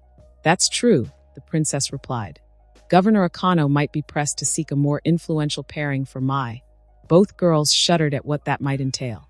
Ty Lee gave a repulsed noise. Yuck. I heard that there are older and richer suitors looking to sponsor lesser nobles in exchange for marriage. They're practically buying people's daughters as wives. AZULA nodded with disgust, but was happy to be conversing on a familiar topic. Unfortunately so, especially after the losses from the North Pole. Many families have lost a significant amount of influence along with their sons or brothers. The significant losses also left some bachelorettes with dissolved engagements that would have raised their family's prospects, basically leaving the minor nobility, or even upper nobility in some cases, desperately seeking ways to stay politically afloat or simply continue their family line. AZULA thought back once more to Ping, who she had quietly intervened to save from such an engagement. Those poor women, Ty Lee said sincerely with a shake of her head. Quite so. AZULA sighed heavily, ignoring the uncomfortable fidgeting from her bodyguards and a few soldiers who were poorly masking their eavesdropping. But you're right, it's all the more reason to be happy if Mai and Zuko get along. And now that she thought about it, if they got married first, if done correctly, it could reduce some of the wariness from the traditionalists. Make AZULA's own union with Xing appear less ambitious and politically threatening. Presently, the princess hummed thoughtfully. I suppose I can't begrudge you trying to get them both some happiness. Ty Lee brightened up at that and clapped her hands together. See, not a word out, understood? AZULA didn't turn to any of them, and her bodyguards barely shifted their heads with nods. Reassured by Ty Lee's intent, AZULA left her friend to her little scheme and returned to more pressing concerns. She sought out the newly erected command tent and found the right person to address those concerns. General Hua, how fares the rest of the corridor? The good general gave a quick salute, already learning not to waste time with simpering formalities. The last stretch should be safe enough for us to push out at full speed tomorrow, Princess. General Shou's disruptive spearhead has finally begun to draw the northern states' attention. AZULA nodded, only aware of the surface details of that plan. General Shou had peeled off a force to strike deep into enemy territory, to distract and put the remaining strongholds back into defensive alert. There were also rumors that it was also to keep a certain Colonel Dao from meeting her, though AZULA couldn't fathom why just yet. Everyone seemed strangely awkward about it, even the few veterans of the 11th in the convoy. What about the southern flank? Our troops are holding them back more easily now, mostly thanks to Colonel Xing. Apparently his arrival has drawn most of the forces in the region back to Ba Sing Se. Seems like they're focusing all their effort on protecting the city. The princess nodded at the Hua's disapproving tone. The overrated symbolic value of Ba Sing Se as the crown jewel of the Earth Kingdom made it imperative that the city stood at whatever the costs. With its reputation of being the impenetrable city, losing it would likely break the back of Earth Kingdom resistance, far greater than what might happen if the reverse occurred and the Earth Kingdom took over the Fire Nation's royal capital. After all, nobody in the home islands held delusions of invincibility for the capital city. They'd likely be infuriated and have a mind to retake it with furious resolve. As for Ba Sing Se, the city's sense of unassailability was also inextricably tied to the Earth King's legitimacy. Who knows what kind of morale damage would be dealt once their boasts about being unconquerable were proven false. It was a lesson AZULA would have to remember when governing the colonies and the Fire Nation in the future. Try not to make any one place too invaluable. Balance out some redundancies. There was too much to worry about for the present. AZULA pushed back such thoughts and brought her focus back to the present. Any word from Xing? None yet, Princess. The 11th should have already reached the walls to join him by now. We'll need another day or two before the messenger hawk arrives. Clicking her tongue in annoyance, the princess moved on to other matters. I do not want Xing's inevitable victory to be a symbolic and temporary one. Can this corridor be made permanent?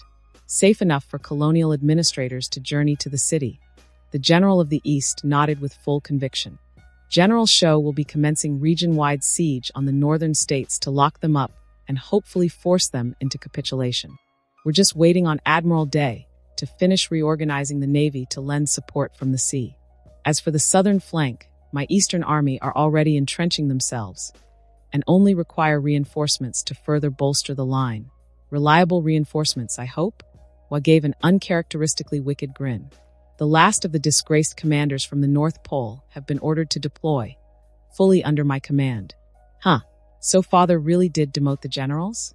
No doubt he already had his eyes on fresh talent to replace the culled failures. And Wa was technically on his side since he appointed her to the position without AZULA's involvement. Still, it was good to know that he didn't try usurping Wa's or Shou's command, at least not yet, and let the competent commanders continue doing their thing. On that note, maybe it'd be best to keep an eye on who became general of the South. Once Xing takes Ba Sing Se, the southern states would be the only real opposition left, turning that theater into the next pilgrimage site for glory hounds. With little else to worry about, AZULA retired for the night and awoke to a pleasant surprise by way of a messenger hawk. Xing had broken Ba Sing Se's outer wall, the massive rampart that had taken Uncle Iroh more than a year to tear down. Her soon-to-be fiancé had apparently breached not once, but thrice in less than a couple of hours. It was good to be reminded about her Xing's prowess. The news spread through the convoy, lifting the spirits of everyone marching. Even the prisoners of the 11th seemed oddly elated at hearing that. Perhaps they had a grudge against their capital? It might prove useful later. Another hawk came 2 days later, and this time the news was more damning than pleasant. Bearing the personal seals of the generals Xing had captured the day before. It spoke of the outrageous atrocity that lay under Lake Laogai. A dungeon, not for keeping captured enemies, but the city's own womenfolk. Women who were kidnapped by the famed Dai Li to be brainwashed by some yet unidentified method and turned into living dolls. That discovery, along with the promise to undo the entrancement, had seemingly earned Xing the cooperation of his new prisoners. It was a horrific revelation, one that made everyone react in varying degrees of revulsion once AZULA had the report spread around, and one that would no doubt make for a brilliant piece of propaganda once the message reached her father's attention. If not him, at least AZULA's own servants would know how to best propagate such information to the Fire Nation's advantage. AZULA did not forward a second letter though, one written in Xing's cipher. That one she read in the privacy of her tent, after chasing out Tai Li and Mai.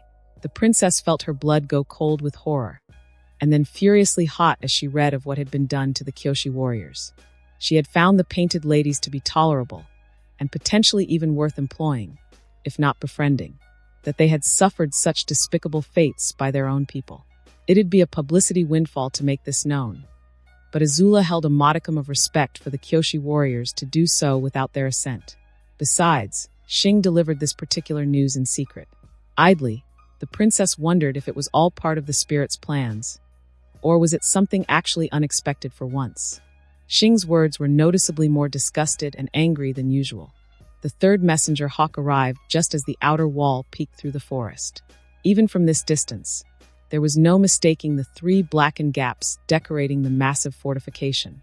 Faint trails of smoke rose up behind it, probably the city itself being fought over. Or maybe not, as AZULA read the message. With the witnesses of his prisoners and his soldiers, Colonel Xing has single-handedly torn down both outer and inner walls of Ba Sing Se, and also entered and captured the Earth King's palace by himself.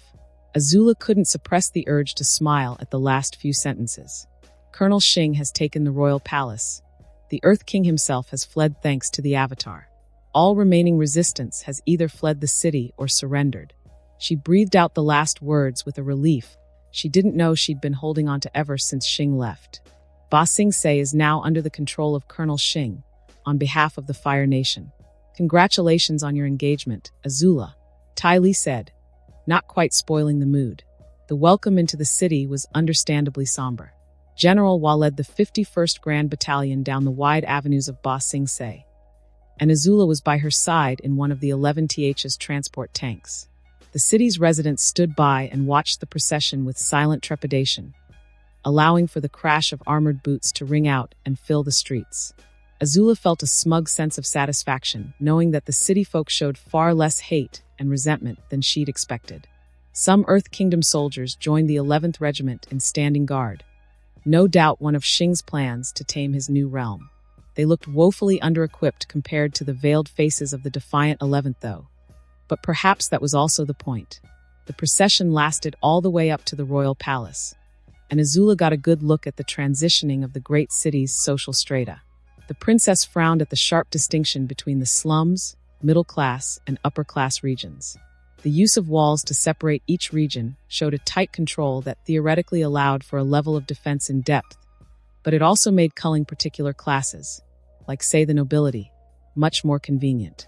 It was a shame that most of Ba Sing Se's nobility had fled with some of the garrison when Xing took over. They represented a loss in significant intelligence of the rest of the Earth Kingdom. Ah well, now they'd have to pay the price as being collaborators of the foul Dai Li conspiracy. And hopefully they didn't have time to fully empty out their holdings. If AZULA knew her Xing, he'd probably be using their abandoned wealth to fund his rule over the city, while sending off a chunk of the royal vaults back to the Fire Lord as tribute. As they neared the mostly intact royal palace, the princess nodded once more with satisfaction. Judging from all the extravagance on display, Xing might have to secure more than one transport ship. She'd probably have to tell her fiancé about her father's little hobby of collecting armlets and bracelets. No doubt there'd be some favor in delivering unique Earth Kingdom jewelry to the Fire Lord. Huh, fiancé. AZULA smiled at the thought of that word. With the city's capture, she was more or less engaged now to Xing.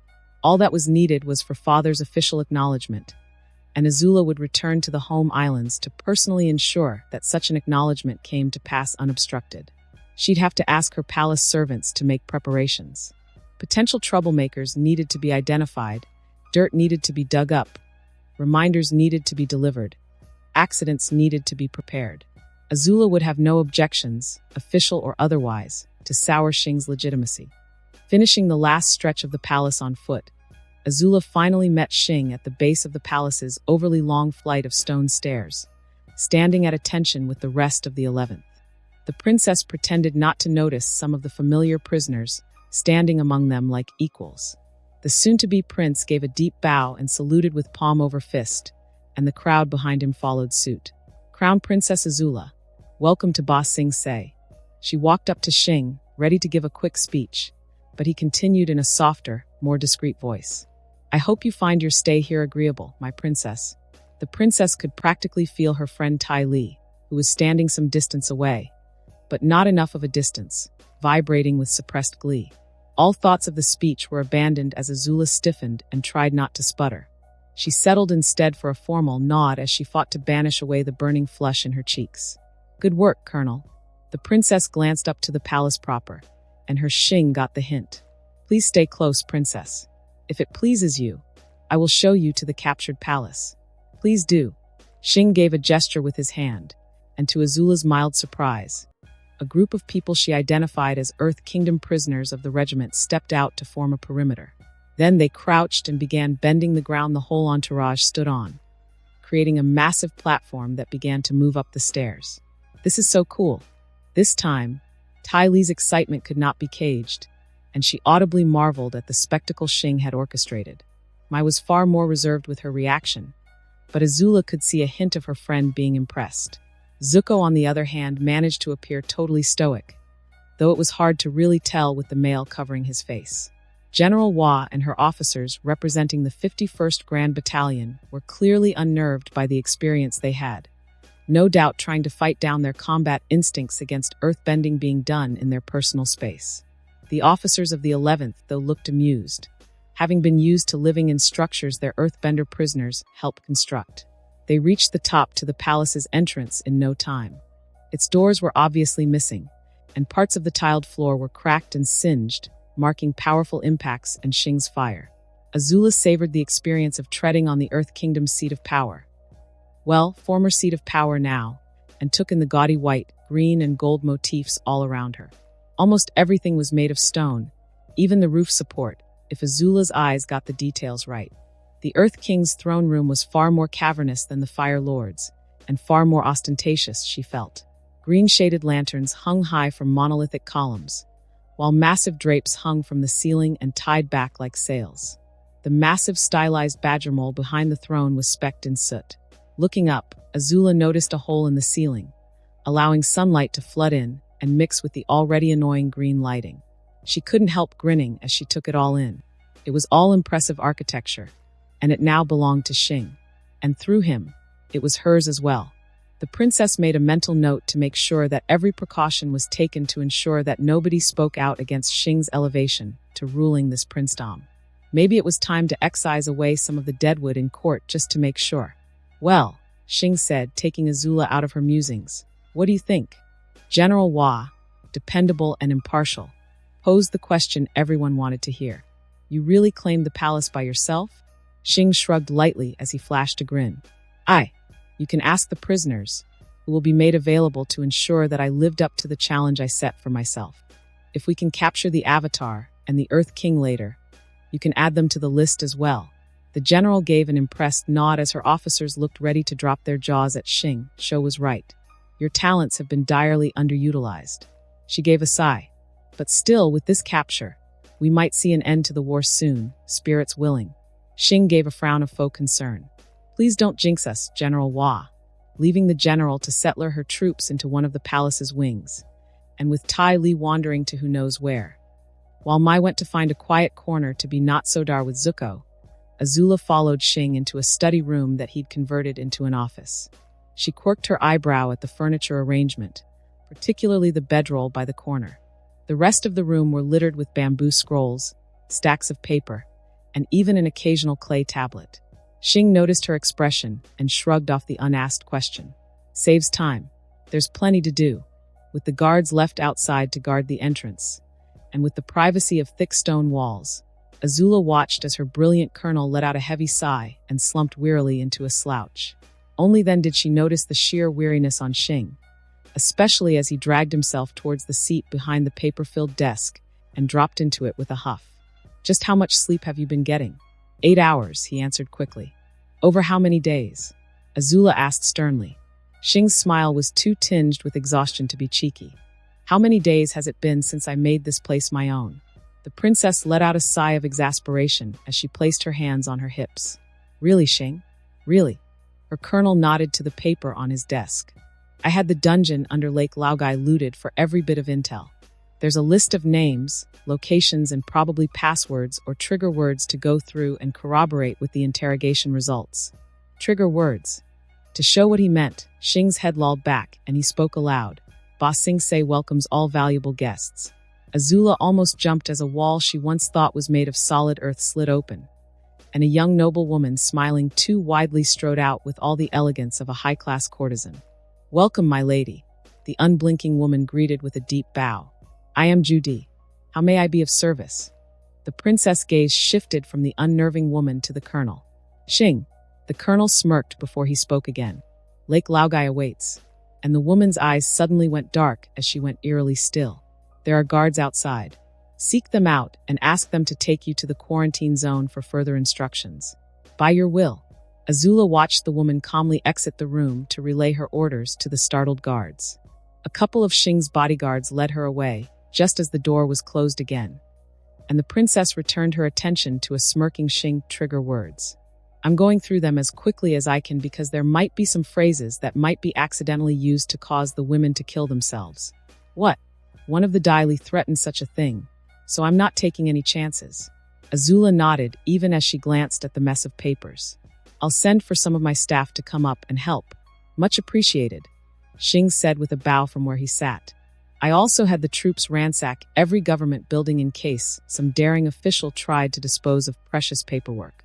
They're now stuffed in several libraries and study rooms throughout this wing. Well done, she replied with an approving nod before pausing for a second. So, how complete is this victory? Her colonel shrugged his shoulders before answering.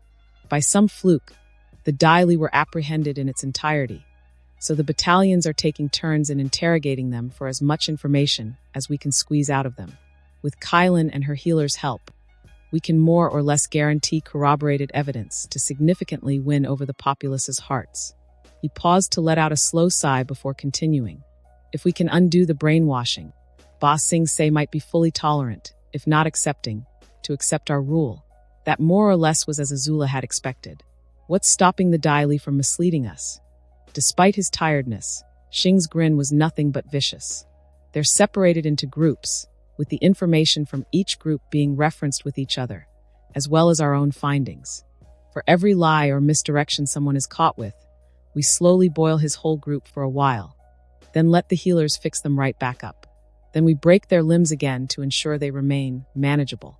Thanks to Kylan's advice, we also make it a point to ensure that they drink the soup they left behind. Leaning back in his seat, Xing struck a rather smug pose. We started 2 days ago. The number of boilings has already dropped to just 4 this morning. And we've already gotten a stable of very eager collaborators to work with. A few from the higher leadership as well. That's utterly inhumane. Thank you. AZULA hummed in thought for a few seconds. Long Feng, she posed simply, and Xing waved a hand. Left him for Ping to work on, knowing how she likes to be thorough. It'll take a while before she comes back with any information. Right. AZULA remembered that the usually cheery captain had a thing against men of a certain type after her own dark experience. As a leader of an organization caught brainwashing women, Long Feng likely became the face of everything Ping hated in males.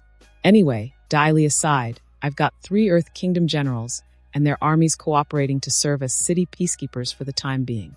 It was either that, or watch me burn through whole blocks at any signs of resistance. Also helps that they know I'm making an effort to undo the brainwashing of their wives, daughters, and sisters. So, you have them on a tenuous leash. Better tenuous than nothing at all.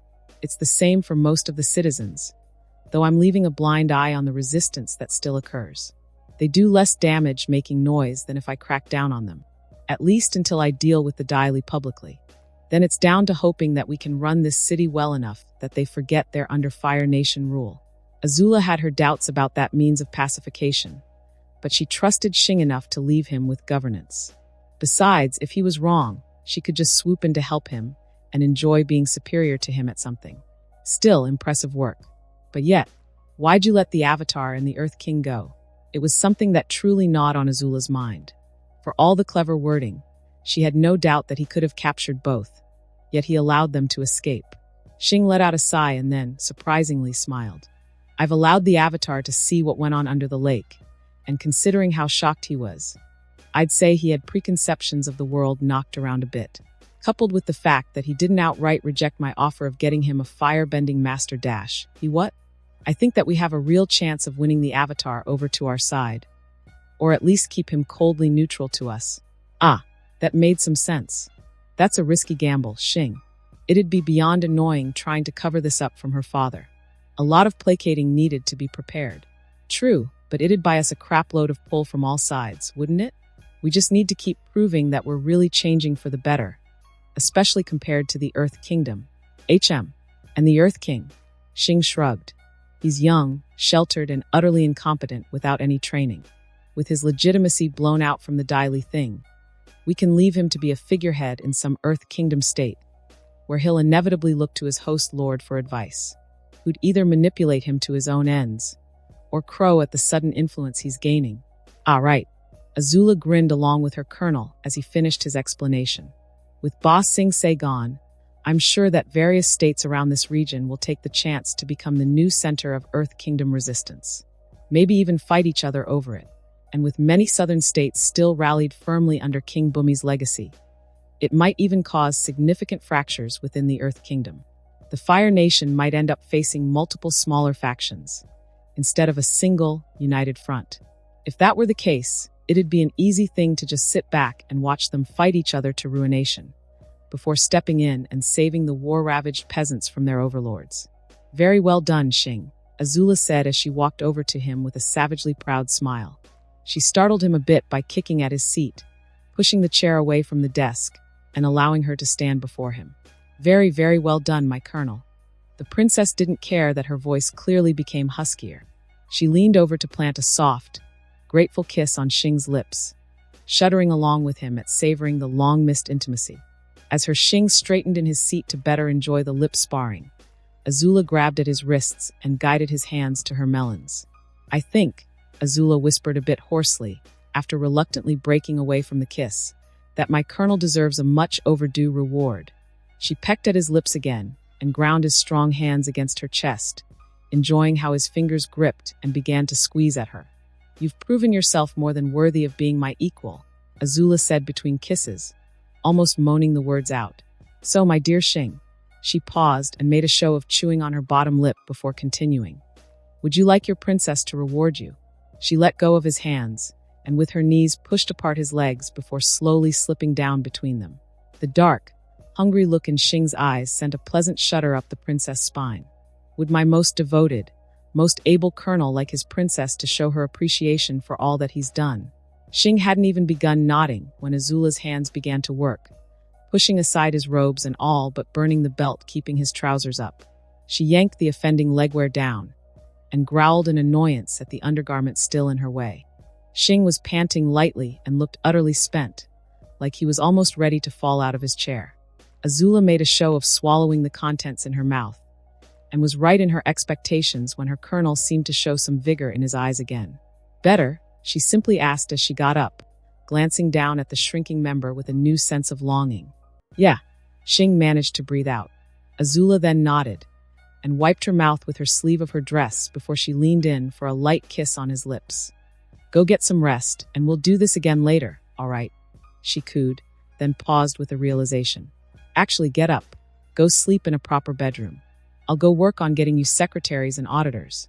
Tidied up as best as they could, the couple left the study room, and AZULA ignored the tinge of awkwardness in the bodyguards as she ordered Xing's bunch to lead him to a real bed. Her own bodyguards kept politely silent as she quickly headed to find the nearest bath. AZULA wasn't worried about her bodyguards fidgeting. They had a job to do, and they were commendably good at it. She wasn't feeling self-conscious because they might have overheard what had gone on in the room. The princess was more afraid about running into Tai Li right now. Thankfully, her friend was nowhere to be seen, for long enough for AZULA to enjoy a good soak and come to terms with the fact that she'd been very unprincess-like, and that she looked forward to seeing Xing as soon as possible to continue being very unprincess-like. It took a couple of weeks after the unbelievable report for AZULA and Xing to return to the home islands. Up until then, Iroh found amusement in watching the courtiers from the traditionalist faction scamper to find something, anything, to prove the news false. Xing had done the impossible. And not only that, he'd done it in an irrefutable way. It wasn't just AZULA that confirmed the news, but also the seals and testimonials of 3 captured enemy generals, as well as the fact that beside Xing's name was the unmistakable royal seal of the Earth King. Not to mention, Iroh was in attendance the night before the princess report came, when the Fire Lord's own spies confirmed the news. The mighty walls of Ba Sing Se had been melted through by a lone, young colonel, who also proceeded to seize the royal palace by himself. The observers, embedded in General Wa's army, left no room for doubt about that. The Earth King had fled, thanks to the Avatar, but as much as Ozai might want to raise a fuss about it, even he readily relented to the fact that Xing kept to the letter of his word. Ba Sing Se was now part of the Fire Nation, to be governed by the spirit-blessed prodigy that took it, and said prodigy would now be engaged to the crown princess of the Fire Nation, leaving Ba Sing Se effectively in royal hands. It was impossible not to spin it as a great triumph for the nation. And then there was the dark revelation of Lake Laogai. It was hard to believe that the impenetrable city would victimize its own people. Yet, AZULA's message also contained the official letter by the Earth Kingdom's daily, a monthly accounting of the women being processed. It was tremendous news, the sort that could tear down all but the stubbornest of Earth Kingdom resistance, and at least bring them to the negotiating table. Assuming Ozai wielded such information properly, the keen political mind of Prince Iroh understood that they could easily reframe the war now, and with some careful editing and propagation of the truth, the Earth King could be villainized to further break down the cohesion of the remaining states. How many lords would willingly flock to a king who commanded or allowed for such a thing to happen out of loyalty? And how many ambitious lords might try to use the distrust to usurp their king? Iroh didn't know how to feel about the long war potentially coming to an end because of this, but he at least felt thankful that the spirits had guided Xing to put an end to the Dai Li's despicable actions. The veracity of the frankly fantastical tales were further when news from the new Eastern Front returned. The Avatar had been sighted, dropping off the Earth King in some minor lord's realm before heading south. Ozai had been surprisingly content with that. We have their capital. Avatar or not, Earth King or not, the heart of the Earth Kingdom has been broken. Victory would soon be in our grasp. The Fire Lord's mood improved further when his daughter returned, alongside the man of the hour. Ozai didn't seem too agitated by the prospect of the engagement anymore. Perhaps he'd finally accepted the fact that Xing was truly a great firebender and leader, and that having such might tied to the royal family was a good thing. It showed too. Rather unusually, the royal palace actually pulled out all the stops without Iroh having to pester his brother. The buildings lining the main roads were told to tidy up their facades, while bright lanterns crisscrossed the roofs.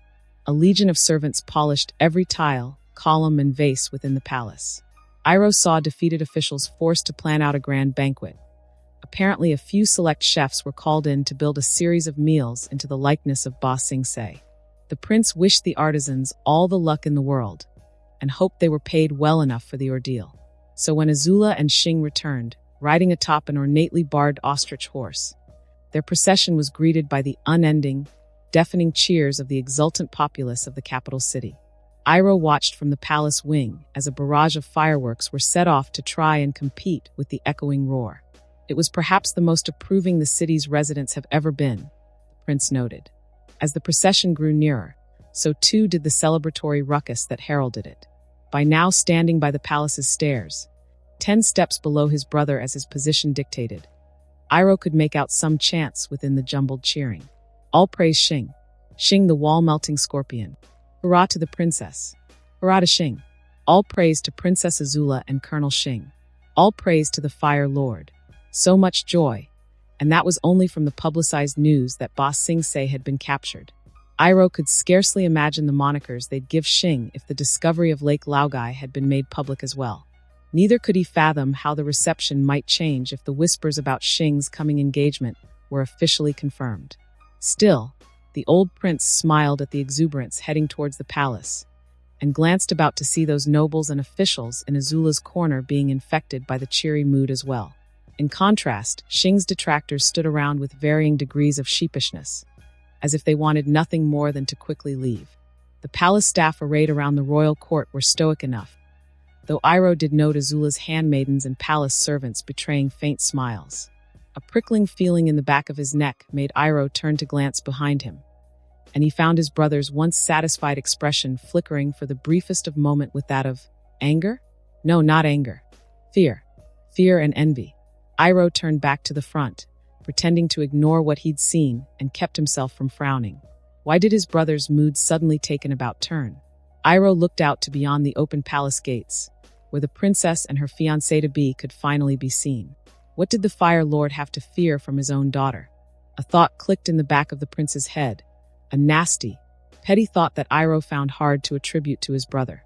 Surely his brother, for all his ambition, for all his vainglory, surely Ozai did not fear his own daughter's rise to power? The thought was forced back as the cheers reached the palace gates and remained there, the guards helping to ensure that no commoner or uninvited noble stepped foot on royal grounds. AZULA led the procession composed of her friends and the 11 TH's select troops just ahead of Xing, and they came to a stop several paces away from the royal court. She dismounted from her mount first, and Xing followed after. Both took a few steps forwards, allowing for palace grooms to lead the ostrich horses away, and knelt before the members of the court arranged along the palace stairs.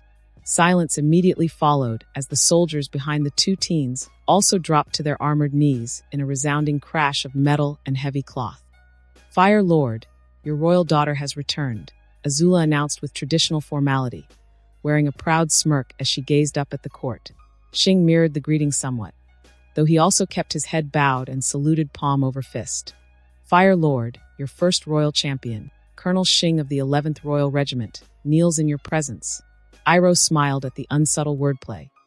Xing emphasized his title as champion as Ozai's champion first, reminding the officials present of his exceptional elevation into nobility. And then the nasty thought from earlier popped up, and Iroh began to wonder if the wording was also meant to placate the Fire Lord. Shaking away the unsettling feeling, the prince forced a beaming smile at his niece and the spirit-touched boy just behind her. "Welcome home, daughter," Ozai replied, his even voice carrying clearly through the palace grounds and beyond. "Welcome back, first champion. What news from Ba-Sing-se?" At being addressed directly, Xing finally raised his head, his expression firmly neutral. "By my hands in flames, Ba-Sing-se has been captured, Fire Lord." AZULA followed after Xing, making sure to rub the good news into everyone's faces. by his acts as willingly testified by even his enemies. The first champion melted through the once great walls of Ba Sing Se and seized the royal palace at the heart of the impenetrable city. Even with the news already known, the crowd still shuffled a bit with excitement or discomfort at the proclamation. "That is most heartening news," the Fire Lord said, and Iroh almost frowned again when he thought he heard reluctance in his brother's voice. "For your enemies to acknowledge your great achievement is great indeed. Your actions have brought the Fire Nation one important step towards victory." The Fire Lord paused for a moment, his head slowly turning to the assembled courtiers, servants, and soldiers. "Is there anyone here who wishes to present a case against such claims? Pity the fool who dared step forward," Iroh thought, and thankfully everyone remained in their place.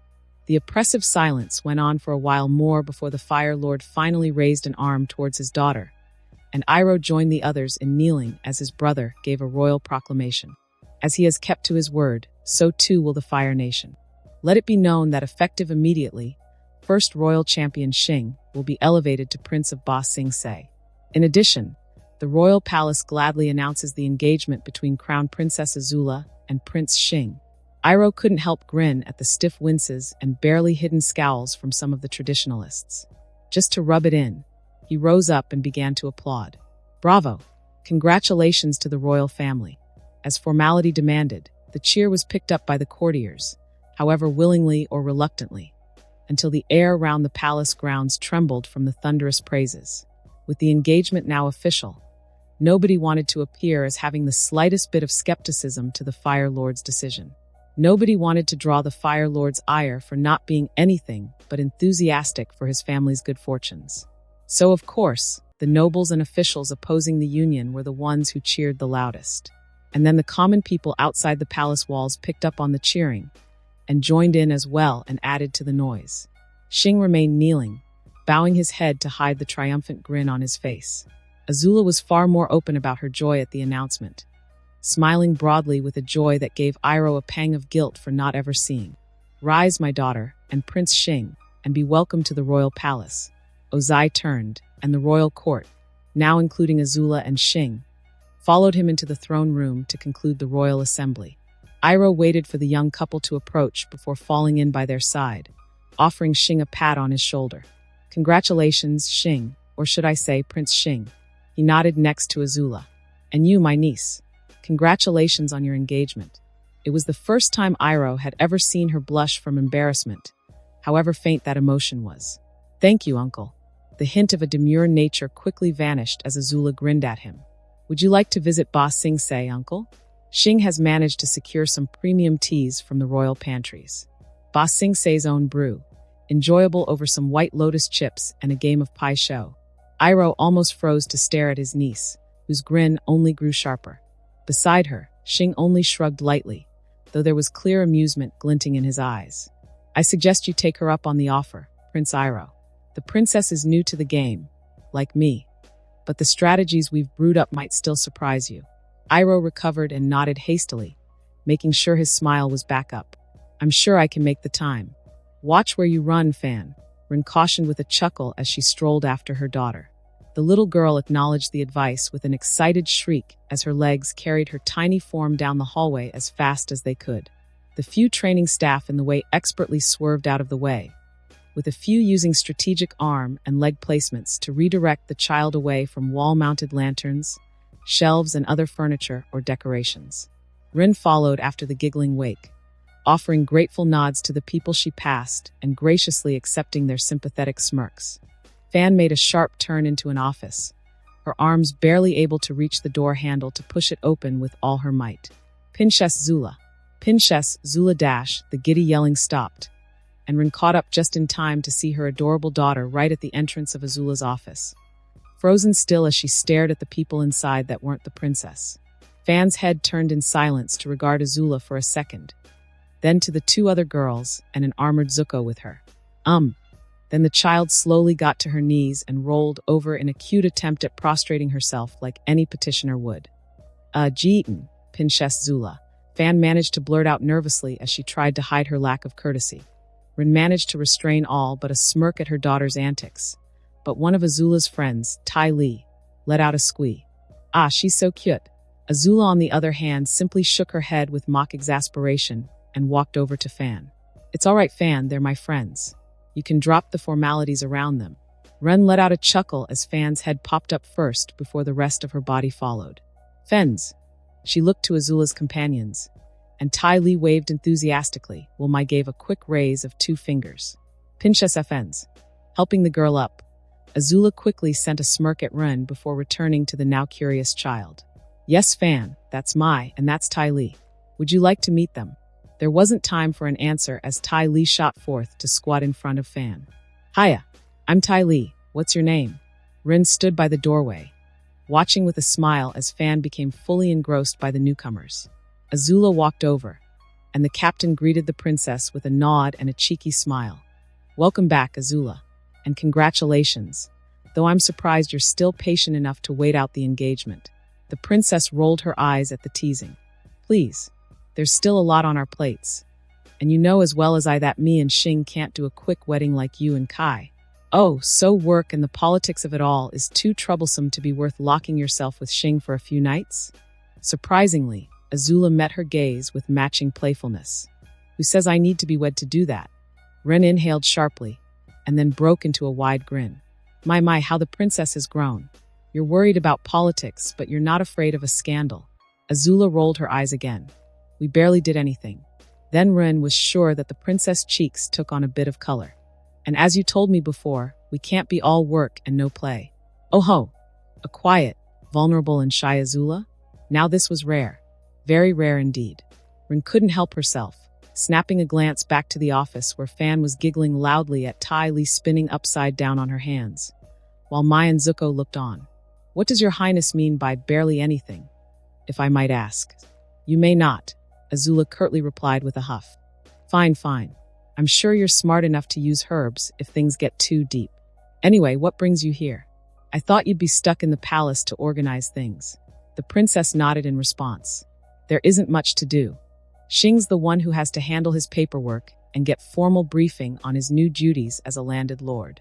I'm here to inform you that the training grounds here will be closed down, and the 11th will be transferred to Omni-sensei. So prepare to move as soon as possible. Oh, that was actually surprising. We're moving, Ren asked to be sure. Omni-sensei has more than enough space to accommodate the regiment. Xing and I agreed that it's much more convenient to not worry about reinforcements filtering in from the sea, and it'd give prospective recruits another bonus in seeing the city. The captain gave a slight bow. I'll pass the word along. Azula nodded back, and then glanced at the child now on the floor in the middle of the office, laughing her lungs out as Ty Lee somehow cartwheeled in place.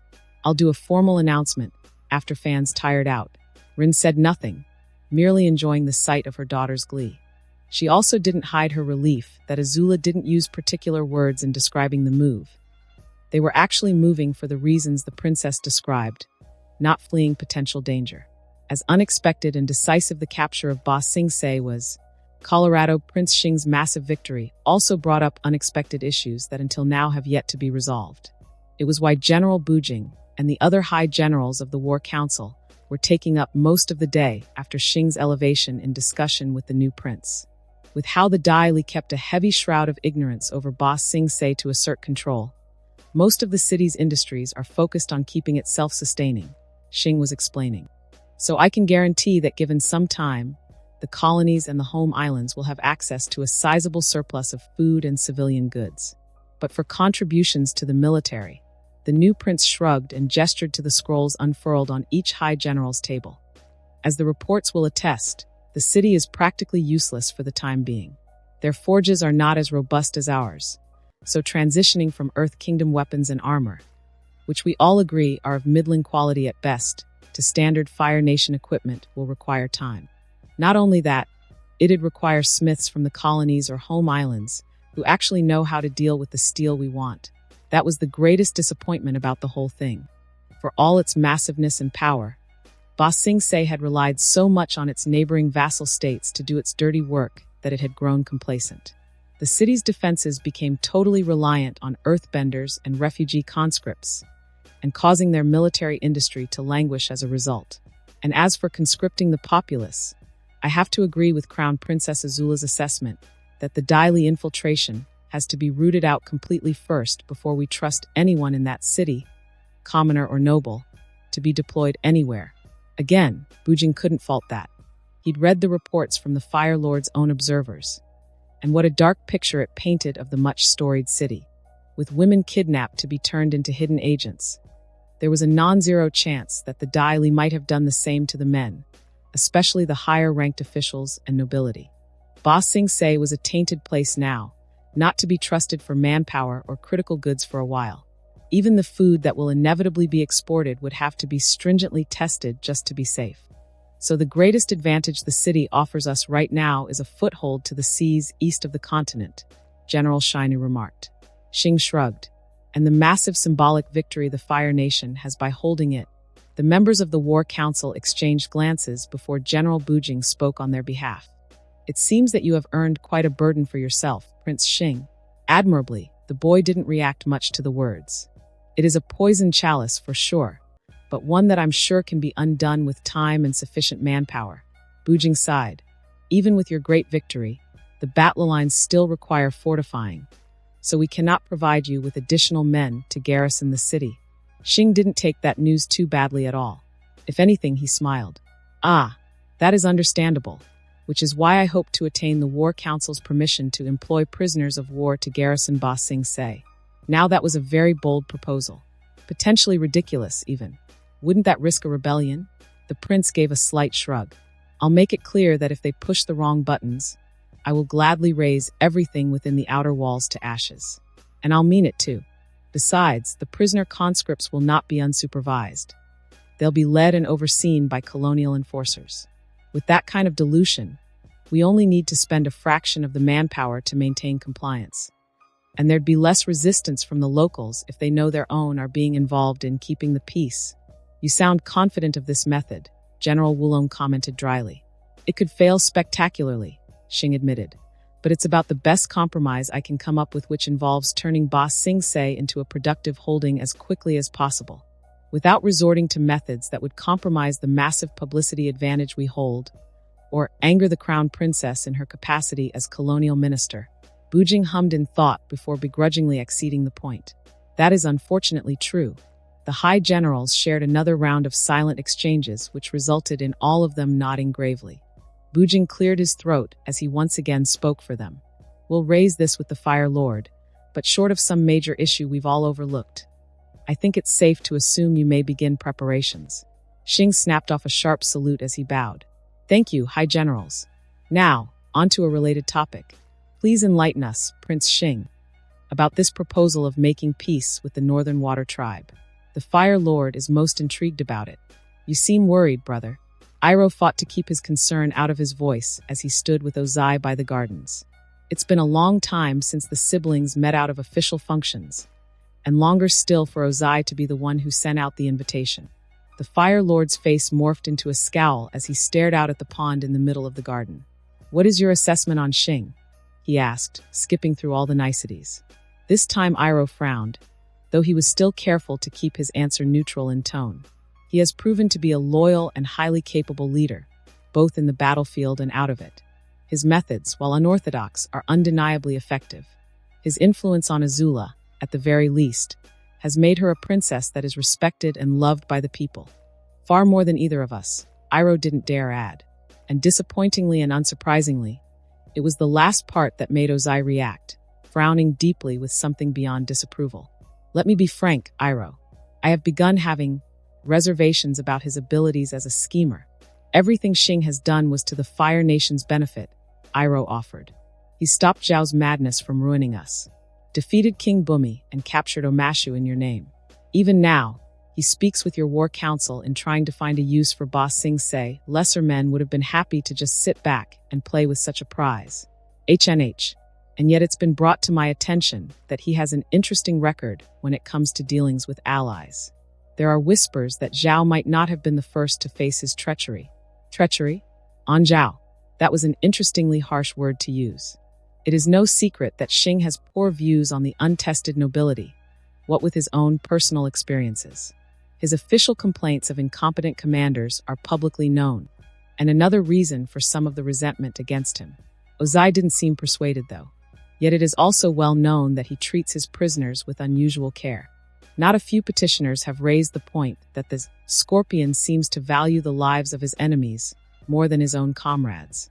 But there are also commendations about his reliability from other forces. Are there not? Iroh countered. Admiral Daeyong, General Hua, and other commanders are not directly affiliated to him. And yet they hold Xing in high regard. He paused for a second before following up. Perhaps it is Xing's failing that he looks down on those he views as unreliable and incompetent, which in turn sours their views of him. Ozai actually kept silent for a few seconds before answering. Perhaps. And then the Fire Lord gave a mildly vicious smirk as he glanced at his brother. I have to admit he handled Zuko satisfactorily, and his intervention for his adoptive grandmother to spite you is proof of that.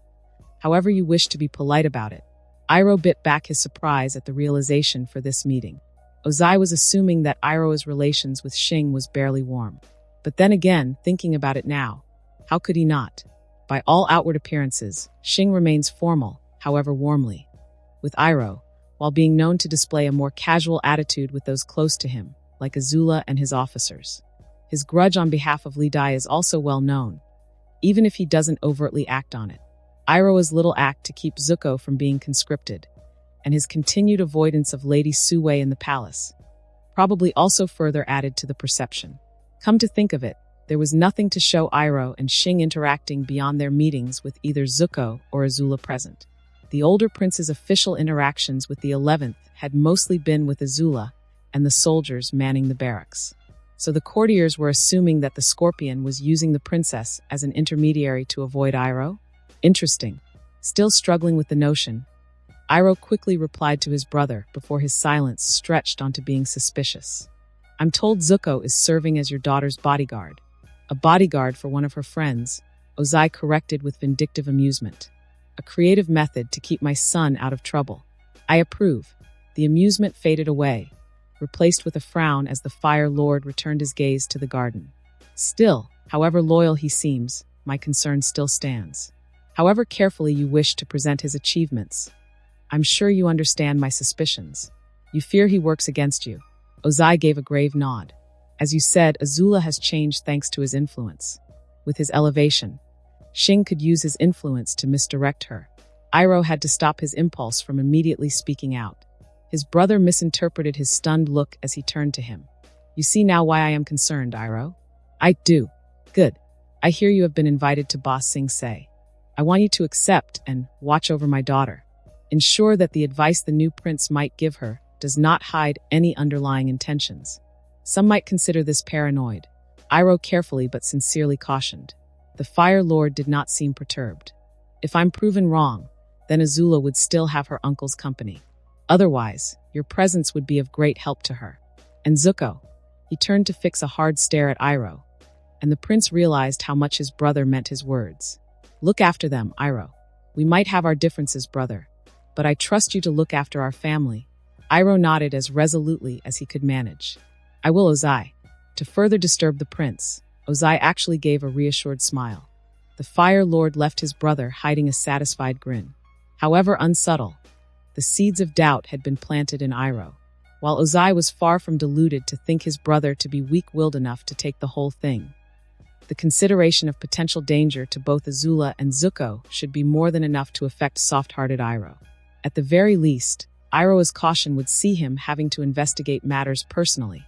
And if the Scorpion was as competent as Ozai thought him to be, the older prince would eventually be caught snooping around, potentially straining their relationship.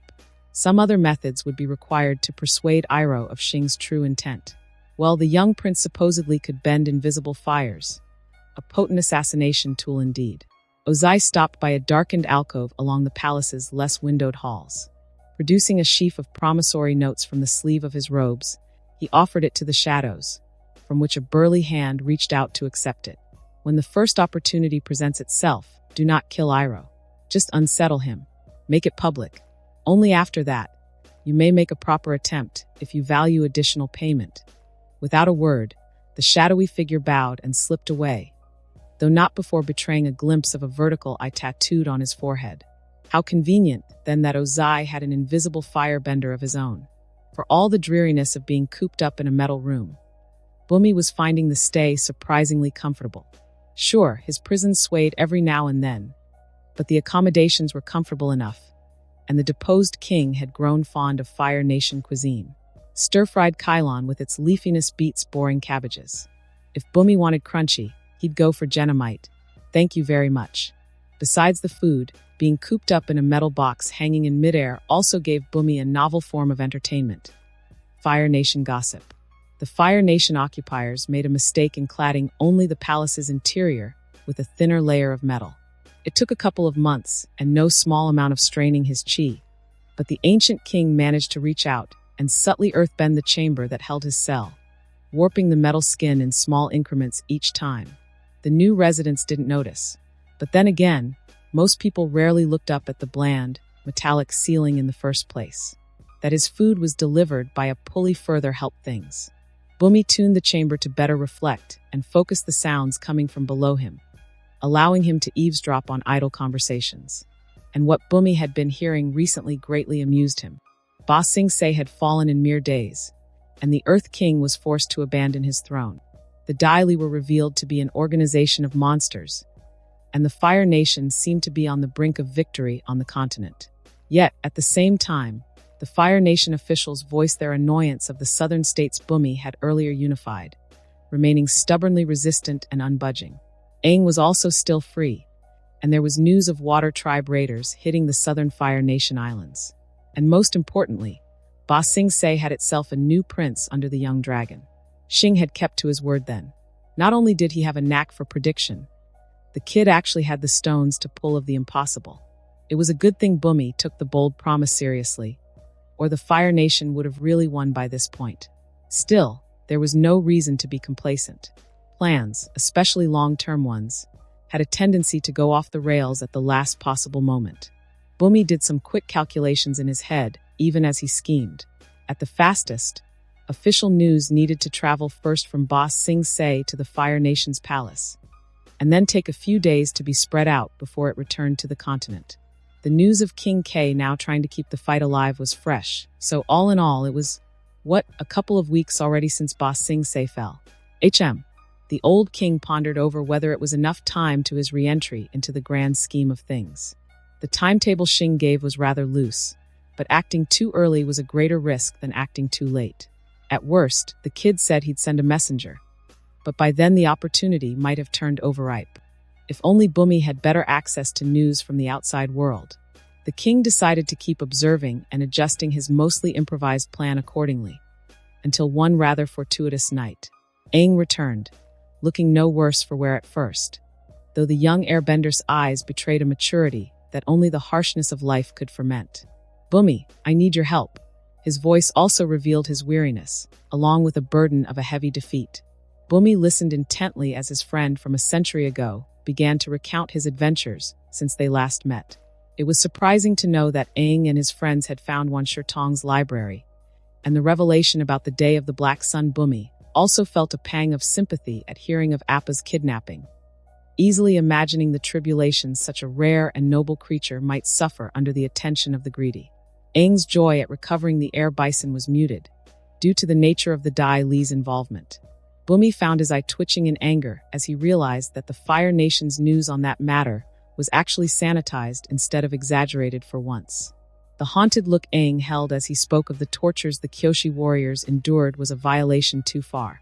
Worse, it was entirely plausible that the Dai Li's army of brainwashed women went through the same ordeal. Hopefully Xing would live up to his reputation of brutal ruthlessness when he dealt with that group. It's not your fault, Aang, Bumi reassured his troubled friend, who was clearly agonizing over the fact that the Kyoshi warriors were captured and tortured because they were helping Appa. You had no knowledge of their movements. Nobody could have known about what was about to happen. Xing did. Are you sure? By the way you put, he was furious because he found out right then, not because he already knew what was happening. He knew about Appa though, Aang protested. Bumi raised a finger as he spoke softly. That boy is supposed to know a lot of things, but not everything. I think, if he knew what the Kyoshi warriors would endure, that Xing would try to prevent their fate. Just as you would, in the same circumstance. Aang frowned at the words, keeping silent for a few seconds before he finally spoke again. It felt good working with him. watching him destroy the Dai Li and capture the city. I almost wanted him to kill King K. I actually thought of dropping him off Appa. The young avatar looked and sounded so lost. I know it's wrong, but Bumi's heart went out to Aang, and he pushed all thoughts about harvesting information for the night as he focused instead on comforting his friend through his broken innocence. The king remembered his own gradual ascension to the throne and coming to terms with the harsher realities of life with each step. In contrast, the Avatar was still just a boy who was suddenly forced to save the world as quickly as he could with little to no stable guidance from more experienced hands. He lacked the proper support, the proper foundation, to help him adjust to growing up amidst a war, especially as a pacifistic air nomad. A night or three of counsel was the least Bumi could offer to Aang. Fortunately, Aang proved stronger than expected, returning on the second night more focused and determined. "Are you sure you don't want to get out now?" he asked, and Bumi waved off the question. "Don't worry about me, Aang. I'm just waiting for the right time. And when's that? I'm sure your people could really use your help." "They could," Bumi agreed, nodding. "But my escape now could bring the full attention of the Fire Nation on the Southern Realms, at a time when they could afford to. I can stop one Fire Nation army by myself, or maybe 3, but not all of them coming in from all directions. Won't it get worse later?" He shrugged. "I highly doubt it.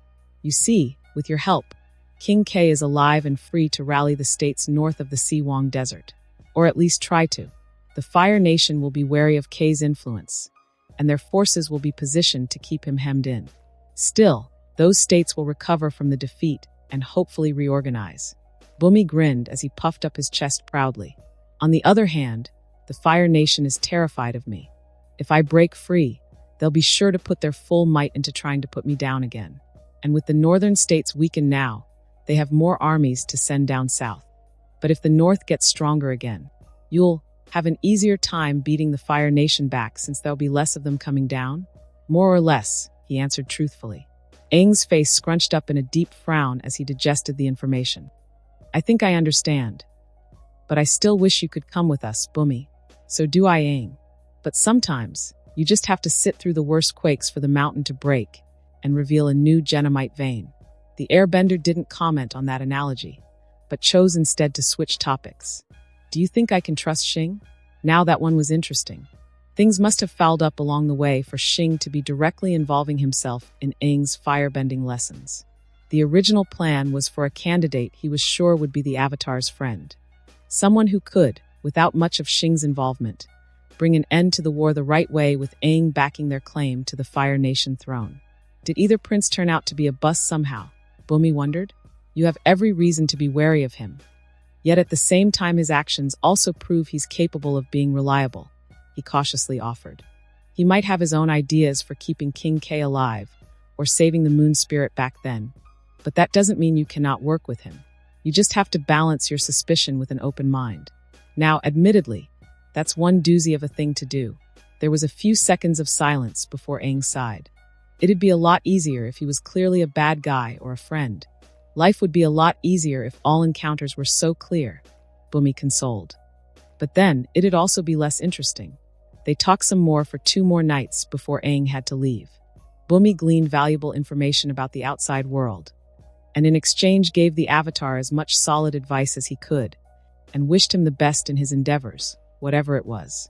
Though it would be convenient, the old earthbender wasn't that callous as to veer his friend towards unwittingly furthering his schemes. Aang had enough on his plate to be dragged into the messy schemes of Bumi and Xing. And Xing was right. It was better for legitimacy if the Avatar was uninvolved in Omasha's rise as the new dominant power of the Earth Kingdom. Or Earth Kingdoms, if the worst came to worst. Hopefully, when the time comes, Aang would be able to accept the end of Ba Sing Se as the seat of Earth Kingdom power. Now, from what he learned from Aang, Bumi should only need to wait a few more days until disappointing his arrogant hosts and kicking them out. Xing should be happily enjoying Ba Sing Se, and Kei should have had enough time to settle in. Governor Akano of New Ozai was still savoring the heady highs of his position, even if it's already been months since his appointment. With the crown princess wisely gifting the city to her father, the Fire Lord had declared New Ozai a royal holding, and Akano had been honored to be promoted to oversee the city, administering directly under the Fire Lord's name instead of the colonial ministry. New Ozai's governorship was a far more prestigious position than that of possibly all of the most prosperous colonies combined. Not to belittle the crown princess and her sterling work, of course. But the fact of the matter stands. The former realm of the Mad King was treated like a personal jewel of the Fire Lord himself, and Akano had the great pleasure of tending to it. And to add to his rise in station, his daughter might have been publicly sought out by the crown princess herself, as a valuable friend no less.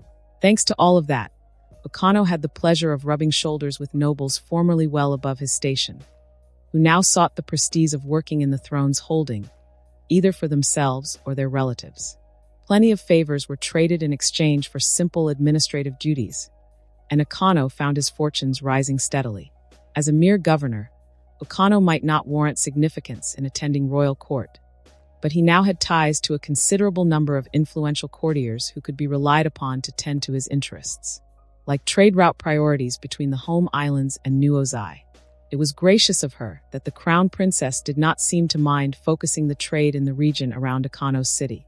With the way the routes were redrawn, New Ozai could afford to accommodate the budding sons and daughters of powerful merchant families who wished to extend their family's influence on the continent. As befitting of its status, the city was also garrisoned by forces raised purely from the home islands, instead of the princess colonial armies. Oh, no doubt that the latter were capable, but again, being a royal holding required appropriate special treatment.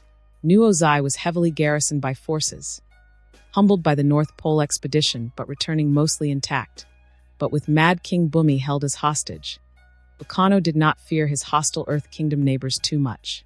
Their loyalty to their king was admirable, but currently a glaring weakness that was being exploited. The heavy patrols to keep out infiltrators attempting to free their king was a small price to pay for relative peace on the war-torn continent. So it came as a terrible shock when a great tremor seemed to shake the whole city, and a pale-faced and wide-eyed guard soon came running over as Yukana was enjoying a stroll with his wife. Governor. The king dash, that was all Akano needed to feel cold terror wash down his spine. Alert the whole garrison, he commanded in a trembling voice, and then quickly left to find his family. Akano met up with Michi and Tom Tom, just in time to watch the incarceration hall of the Mad King explode outwards in a shower of rocks, bricks, Fire Nation troops. The liberated king of Omashu cackled loudly enough to be heard throughout the city. Squatters of Omashu, this is your last warning. Leave my city with your own legs, or I'll send you back in paper envelopes. Ahahaha. We have to get out of here, Michi said fearfully, and Akano wholly agreed with his wife. They did not bother trying to salvage any of their belongings as they headed with all haste to the gates. Even with the city's garrison rushing to contain the Mad King, there was little doubt that they'd only serve to slow down the crazed earthbender. Akano didn't need to look back to see the earthbending at work. The rumbling of the ground beneath his feet and the booming explosions that followed was plenty enough clue as to what was going on. Perhaps it was a good thing that he couldn't hear the cries of brave soldiers being crushed or swatted aside.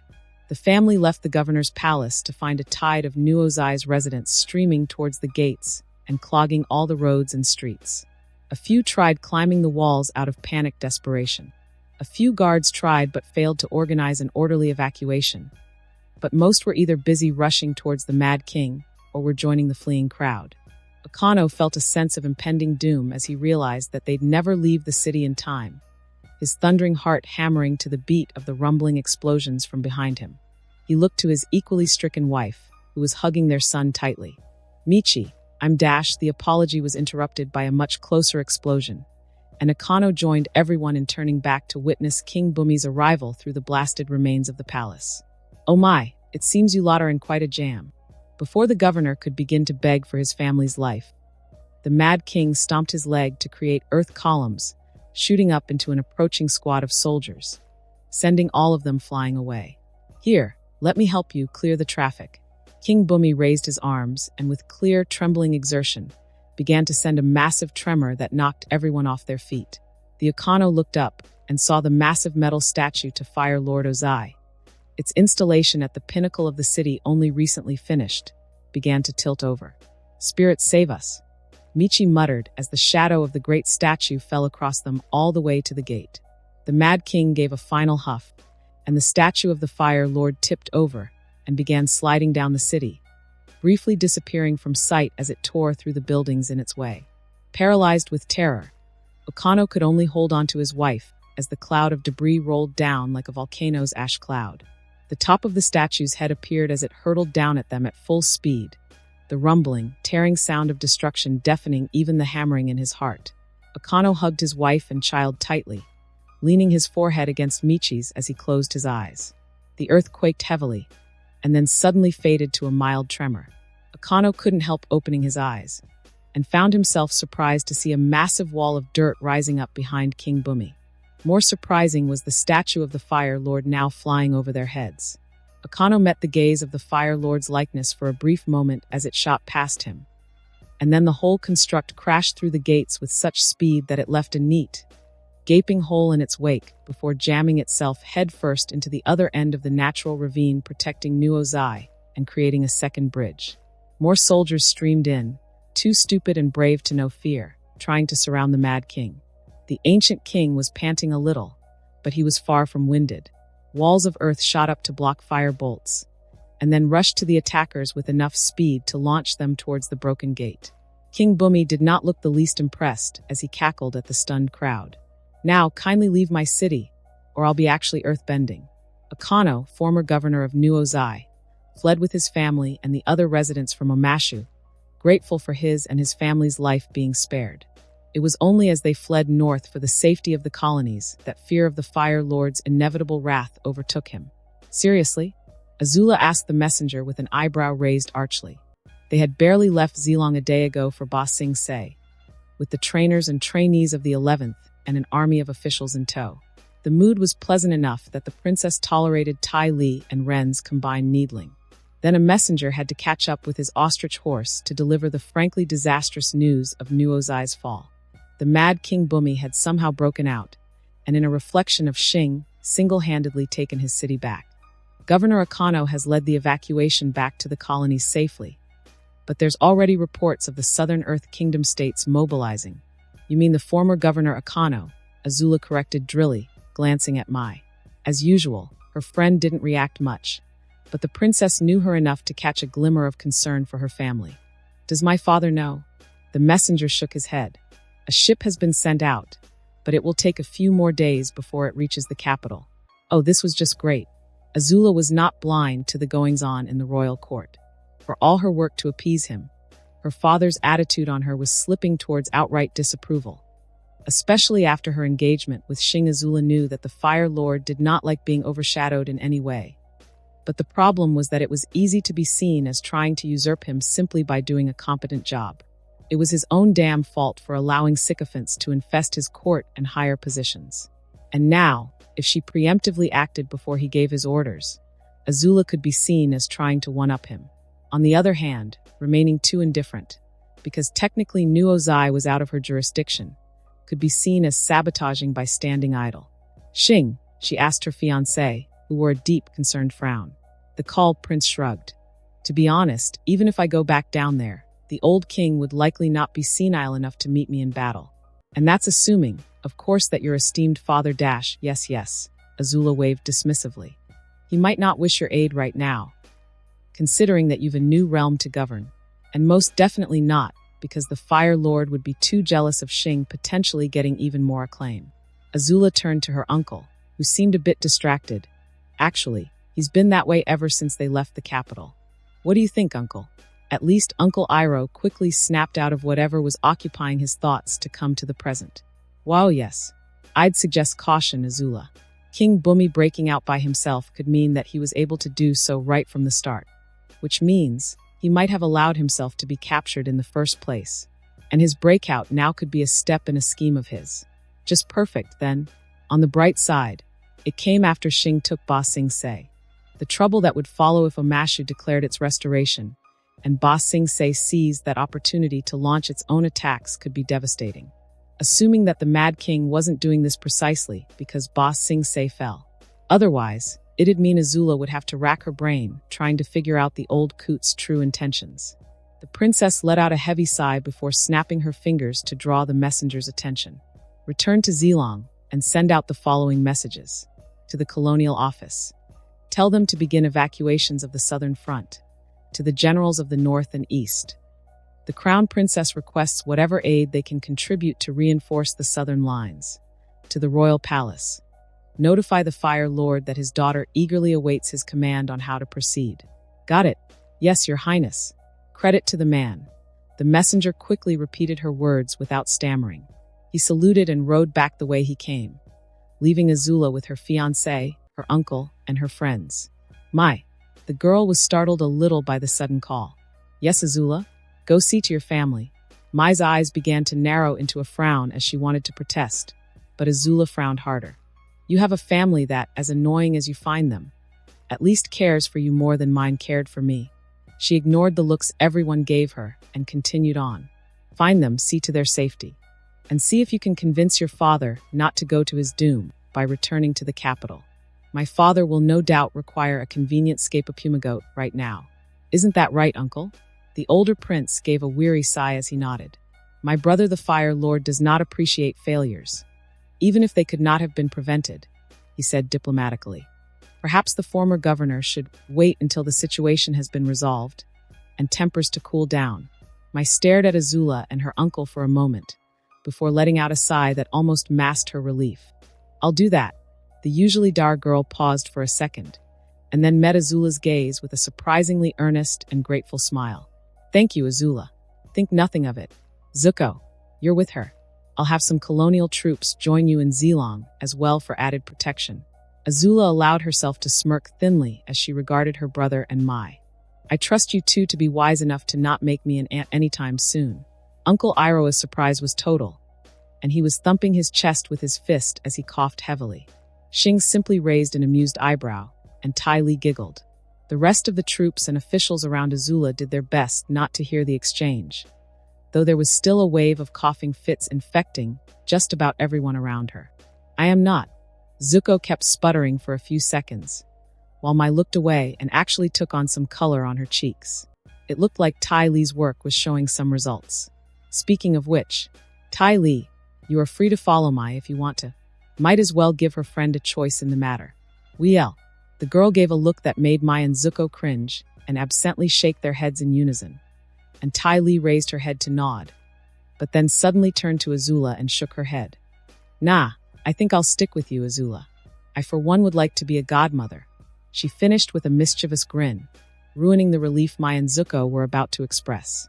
After the final well wishes to Mai and watching her head off to find her family, AZULA let out a soft sigh and continued the journey to Ba Sing Se.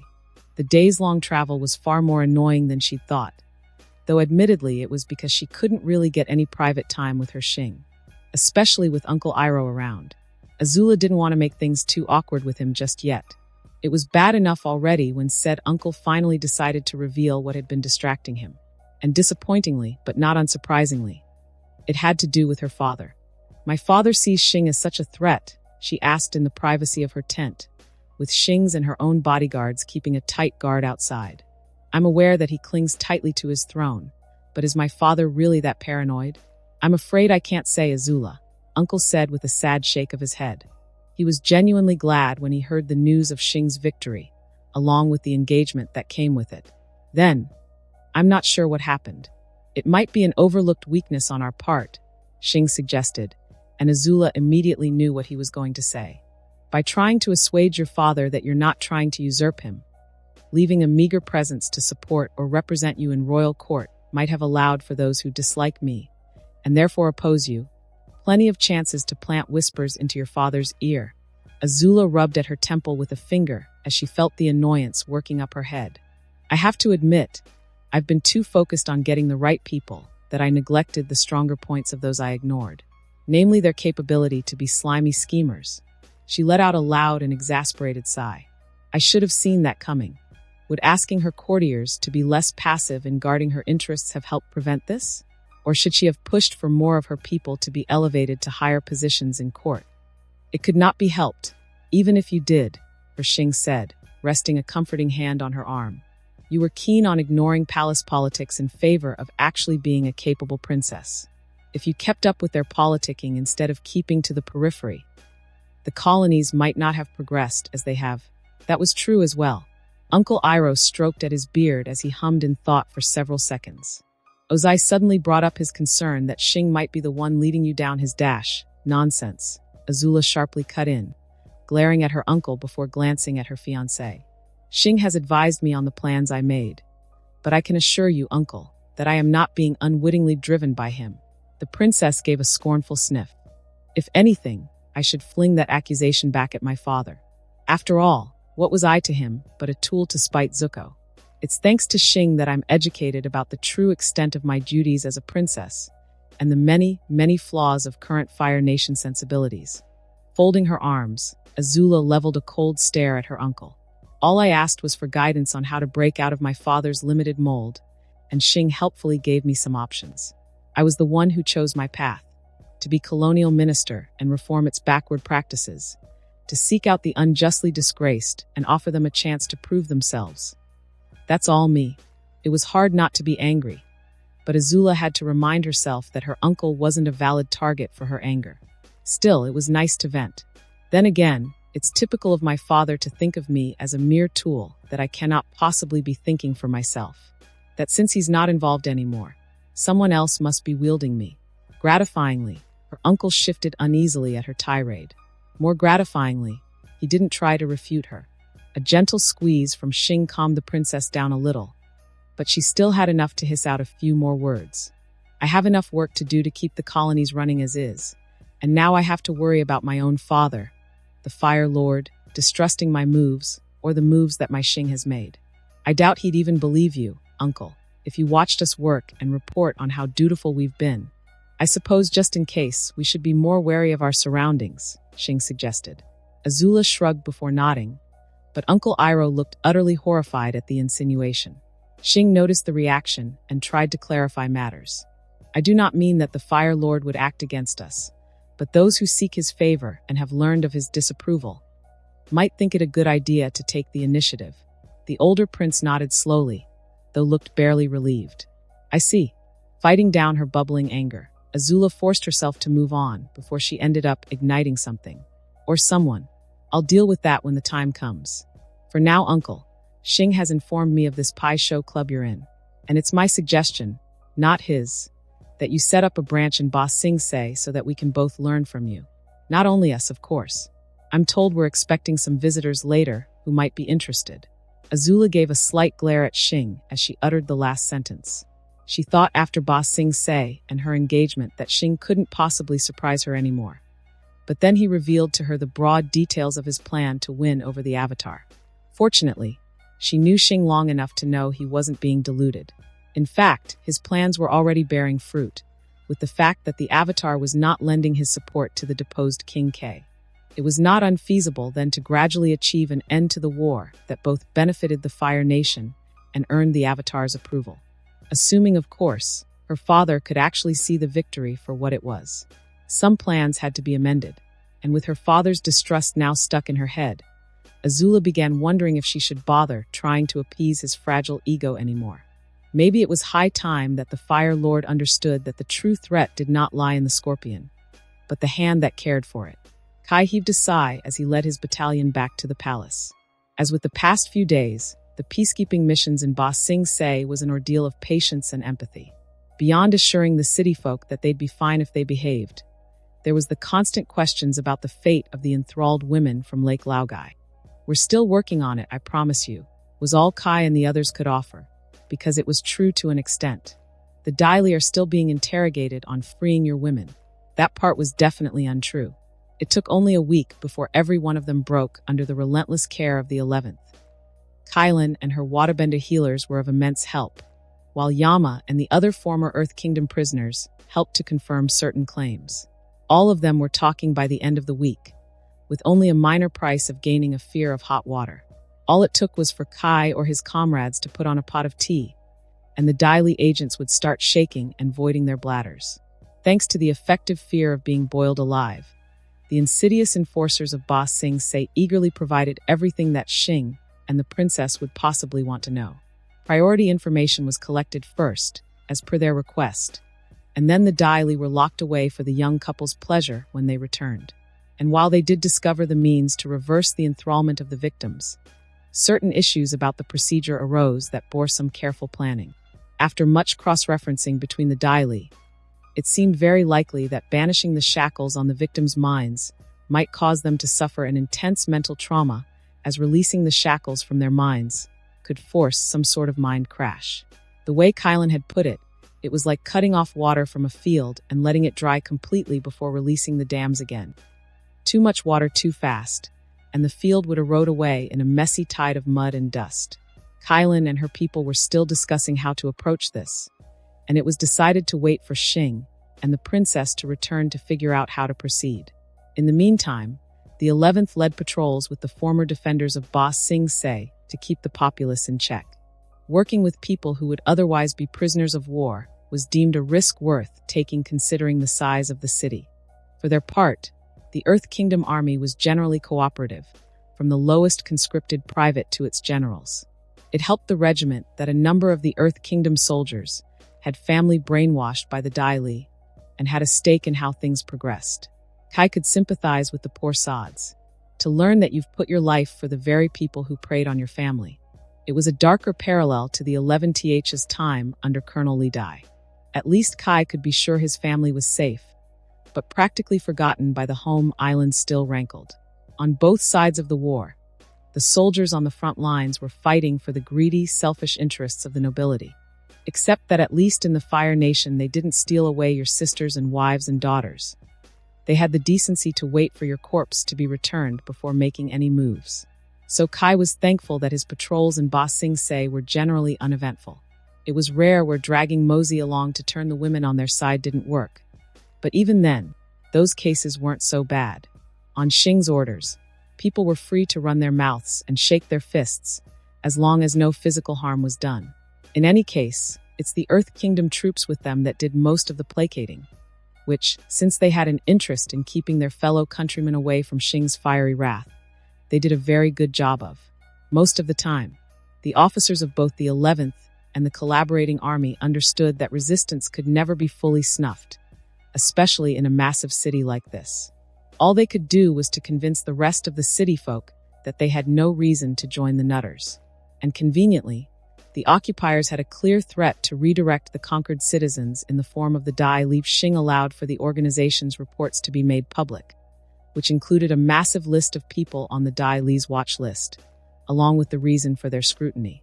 From minor nobles whose loyalties seemed suspect, to the street-side satay vendor who was being too welcoming of the refugees in the lower ring. It seemed that the Dai Li just needed a reason to entertain themselves with surveillance. More damning were the ledgers keeping track of the Judees. Personally, Kai, Toshi and Sungo felt it a mistake to let those things be publicized so freely. Toshi because he was still a gentleman enough to disapprove of the lynchings that followed, while Kai and Sungo felt it a waste of good blackmail. But orders were orders, and the captains and the lieutenants of the 11th made formal appearances with Generals Yui, Fong and Sung of the Earth Kingdom around the major city squares to reveal the despicable uses of the Judees. Within the day of the list of names being plastered on walls and announcement boards, several prominent merchants and nobles that remained were mobbed by furious fathers, brothers and husbands, and torn to shreds. Literally, in a few cases. For better or worse, a majority of the names listed were out of the citizens' reach, having taken their king's lead and fleeing during Xing's solo capture.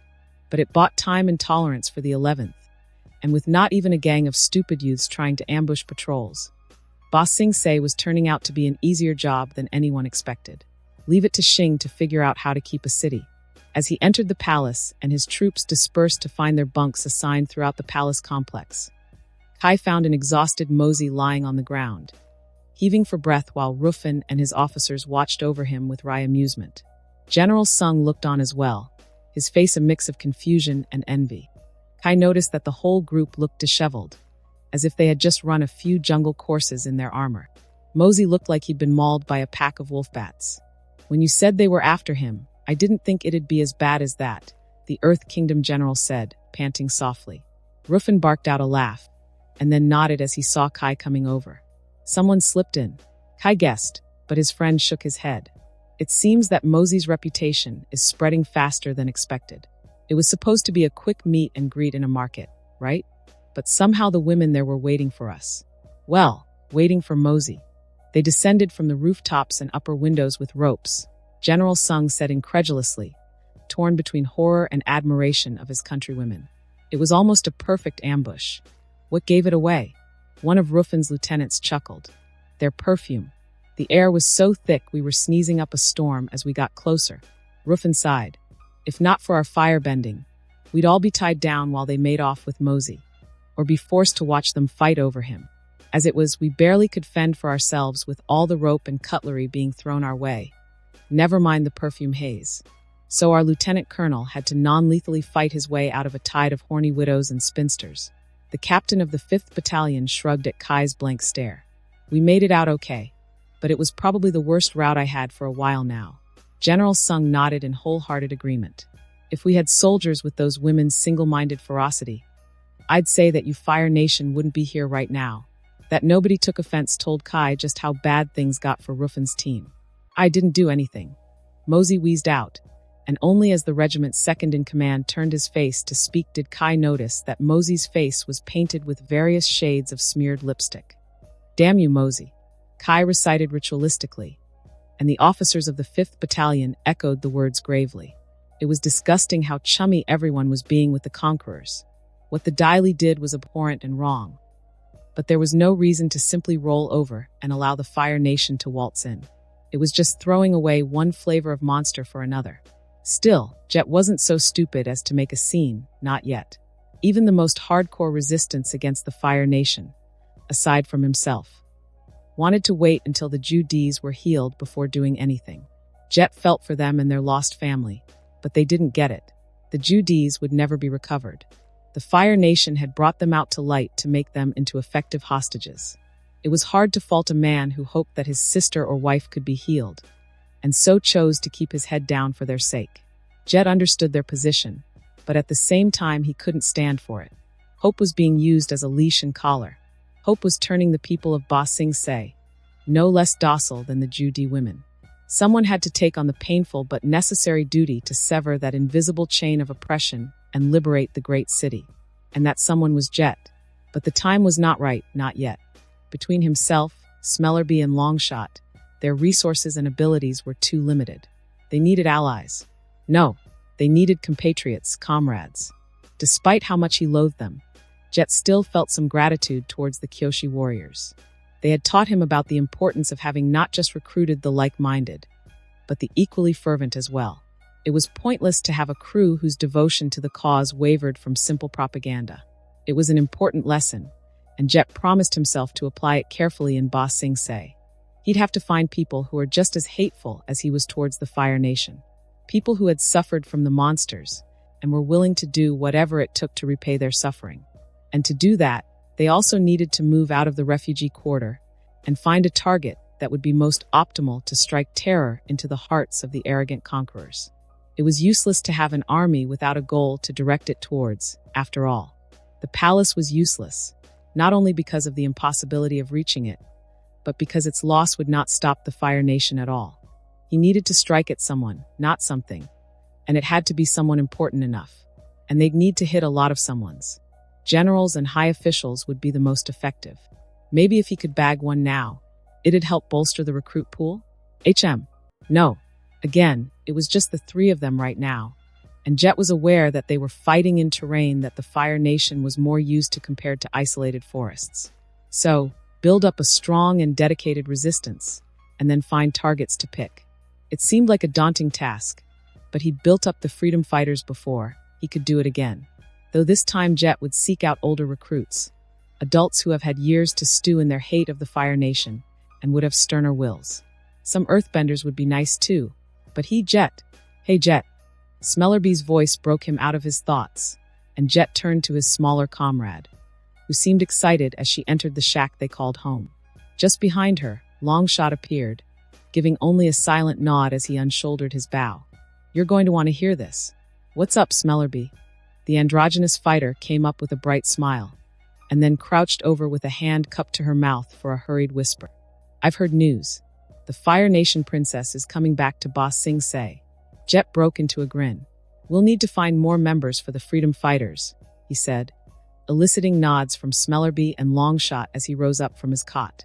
We don't know how long she's staying over for, so let's get to work. Let's see if we can meet her. Unlike the last time she was here. Maybe they didn't need to go after so many someones after all. They'd need to work fast and improvise a plan. The bar for entry into the freedom fighters would probably have to be lowered, and they'd likely have to borrow resources. It wasn't ideal, but then again, Jet didn't care about getting a hero's welcome. Freeing Boss Sing Se was its own reward. And that concludes this episode. If you enjoyed it, I'd seriously love it if you guys could leave a like on the video, as it genuinely helps out so much, and it keeps me going, plus it takes only 1 second. That said, have a wonderful day. See you in the next one.